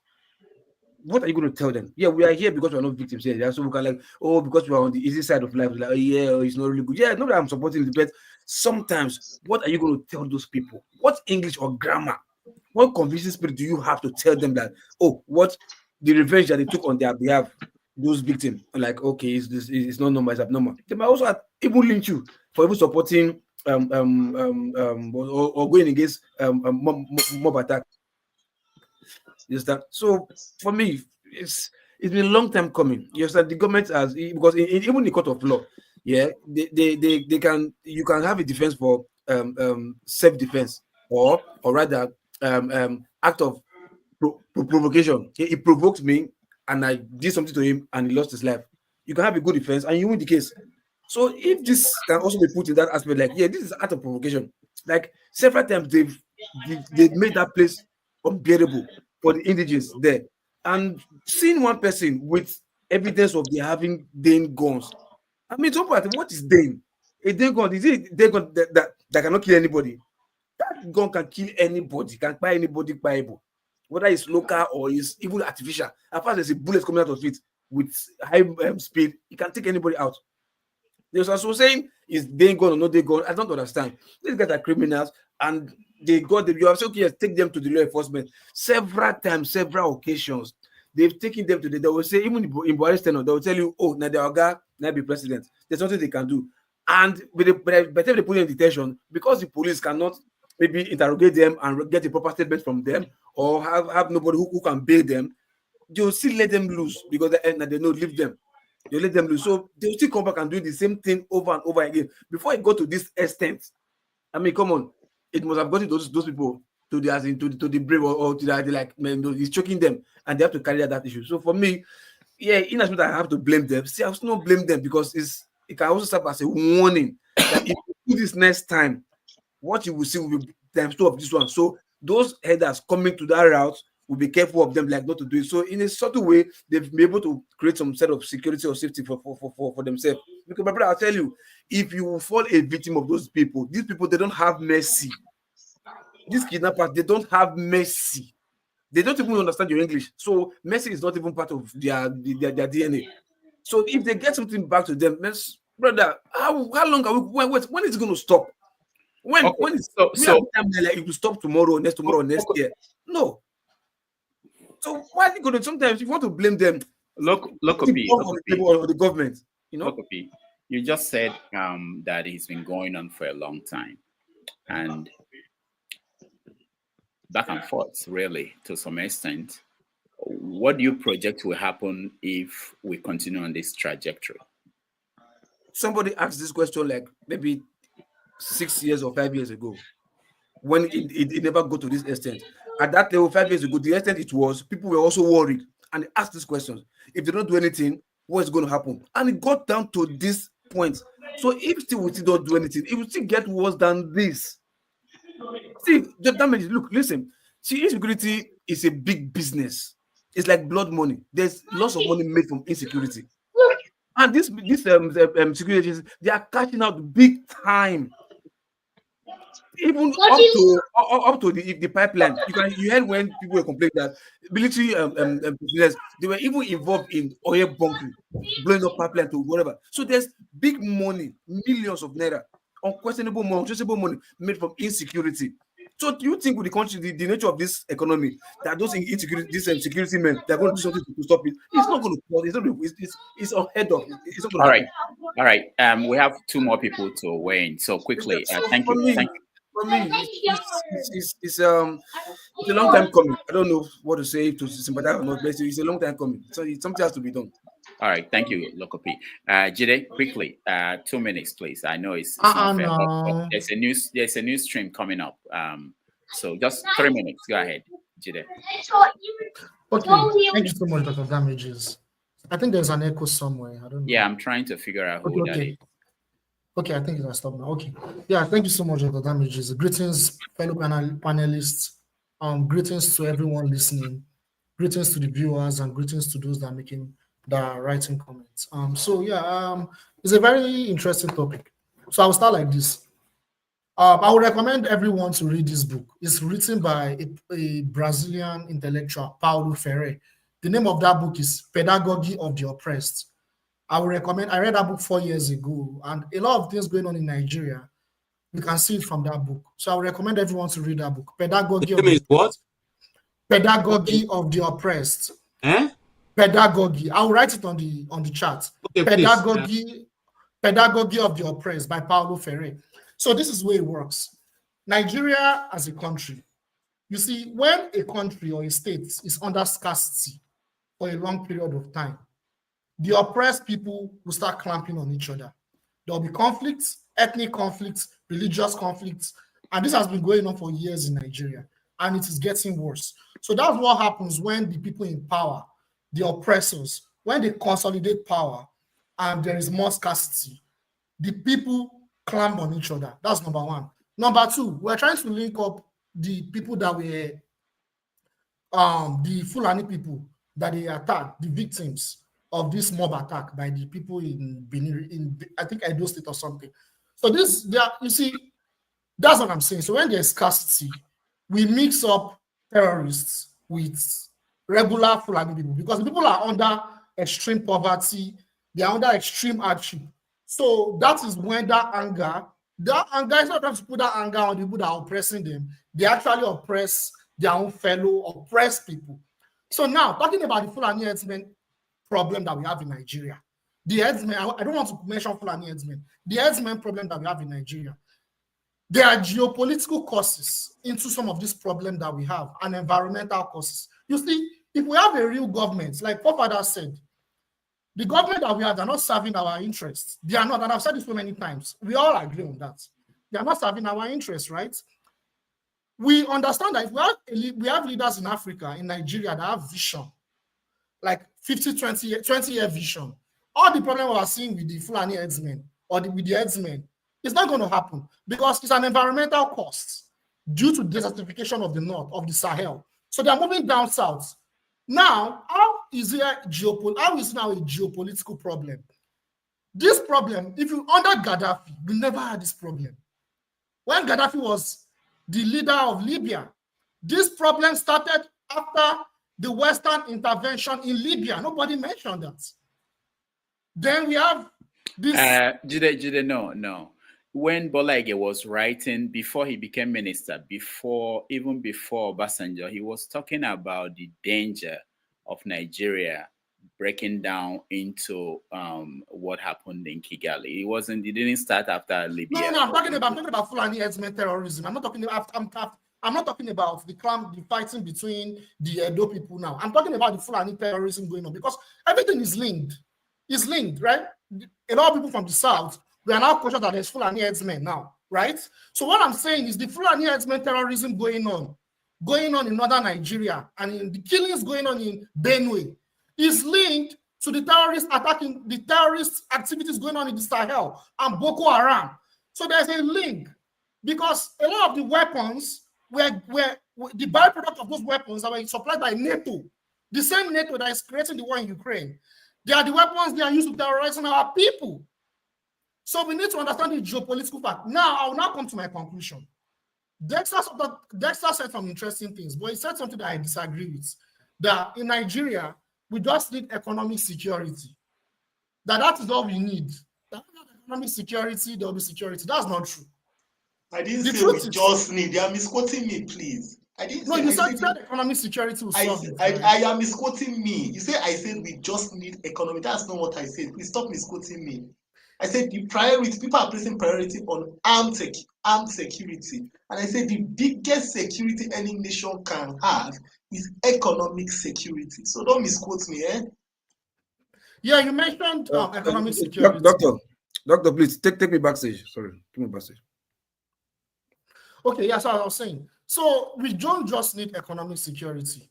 We also need military security as well. We need security, military security, because the truth is we have external forces that are playing a role into the chaos that we have in Nigeria. Maybe it is indirectly.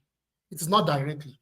So we need a lot of countries that are successful today, including even the so-called democratic country that is one of the most prosperous countries in the world, Sweden. They've joined NATO. They've joined NATO. I mean, I don't want to digress. But the point is we need military security because we have external forces. We have external forces that they are pulling the strings in our country. That's why some of the mess in our country is going on. Because if things move forward in Nigeria, if we have the visionary leader in Nigeria that is willing to move things forward, we have the political structure, the political will of the people, and the political class are willing to do the right things to make Nigeria move forward. There are external forces that will come and sabotage. That is why we need military security. Because a lot of other countries, they are now spending a lot of money on their military because they are aware of that. I don't want to go into those examples of countries. And my conclusion, what can the people do? Now, this is what I think the people should do. What we are doing right now is part of what we need to do. We need to educate the people. The people of Nigeria are not politically educated, both abroad and those in Nigeria. A lot of us are not politically educated. It takes a lot of time to be politically educated. It takes a lot of time to read books. But what you have is that a lot of African people, they also focus on their career. Career is good. Making money is good. But we need to spend some time educating ourselves politically. But that will take a longer time. That's like Forefather said, like developing a project or something. If you're looking for a fast solution, we should do it like what they're doing in Burkina Faso. If we want a fast solution, we can do it like what they're doing in Burkina Faso right now. It's a risk. It's a risk. But that will probably be a fast solution. Thank you. Since I don't have time, thank you. You can join the next. I'm sure you can find a way to connect whatever conversation that is happening in the next stream to what you are trying to say. Okijana Kija, you have 3 minutes. Okay. Good day, everyone. I just want. Jide was talking about reading. I mean, it doesn't solve the issue. America, they've read. America is divided. So many other Western countries, they've read. They are all divided. So reading is not going to help it. I'm not saying people should read books. I said educate the people. It's not going to help. No matter how you educate MAGA is MAGA. Well, Nigeria is going to the trenches. It doesn't help. Man, it's my turn now, please. I heard Dr. Professor Damages, talking, asking people, bombarding them with questions, as if, there is no human sentiment, human angle to these things. If this is happening in Okija, if Okija people or Nobi people or anywhere in Nigeria, see Fulani people carry arms, they will respond the same way. So the government, the government of Buhari came and somehow legitimized Fulani carrying arms all over Nigeria. That's that's the problem. And the Tinubu regime came back. They have never addressed it. In the National Assembly, they came up something. They started to talk about it, and then it fizzled out. Nothing was done about it. Under Buhari, they talked about it in the National Assembly, and nothing was done. In this generation, you see people. Sorry, I have to go here. Go here. In 1966 or whatever, they said Igbo people carried out coup. How many times did all the coups that happened in Nigeria, did you see any woman involved with those coups? No, you just don't know. You see, you people are, terrorizing people from everywhere in Nigeria. People in Plateau State, people in Niger State, people in Benue, people go anywhere. You people are terrorizing them, and then because you have been legitimized to do anything you want. You carry your arms all the way to the southern Nigeria, and you think that people, that they don't know about, what happened to the people in Benue State. The same thing, Professor Damages, if you went home with your family and then in the bush, near your house, you see Fulani people carry arms, what are you going to do? You're going to just speak grammar, come to the show and speak grammar. You wanted, these people in those states, they've seen what happened to people in Benue State. People in Benue State were speaking grammar instead of, taking the matters into their hand, and then this thing happened to them. And they are in refugees camp in their own country, in their own land, they are refugees. And you want people in those states. I mean, I don't know, nobody should support violence.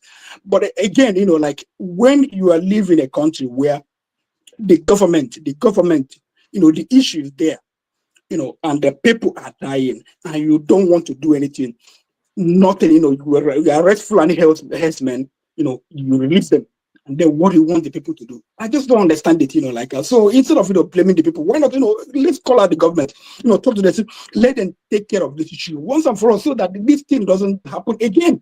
Okija, we've been calling out the government. So let's take to it, calling instead of trying to talk about people that did it, whether they are wrong or right. It's not going to solve the issue. If the government, they've been be holding people accountable, jailing Fulani. Listen, even when I was young, my neighbor, growing up in Ontario, a young guy, I was in primary school in Obaru, Anambra State. Fulani herdsmen. One woman, neighborhood. He just traveled to his village in Obaru, and there was, clashes, and he was killed by Fulani herdsmen. This has been happening for over, we can't count, and still it's an issue here. I don't know. Just like I think was it Brother Ike that said it.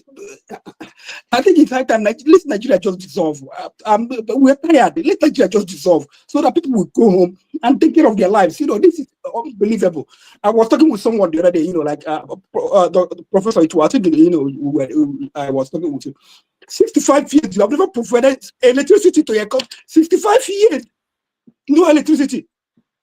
In this country that we work. If you didn't solve the issue of electricity or what of security, Nigeria is not working. People should go home. From today, Nigeria is not working. I don't support Nigeria anymore. I'm not a Nigerian anymore. Nigeria is not working. Let Nigeria be divided. Let everybody just go home. All right. Thank you. Uzo, you're the last person we have to take off to the next stream. They've been waiting to start. Thank you so much, Uzo. Go ahead.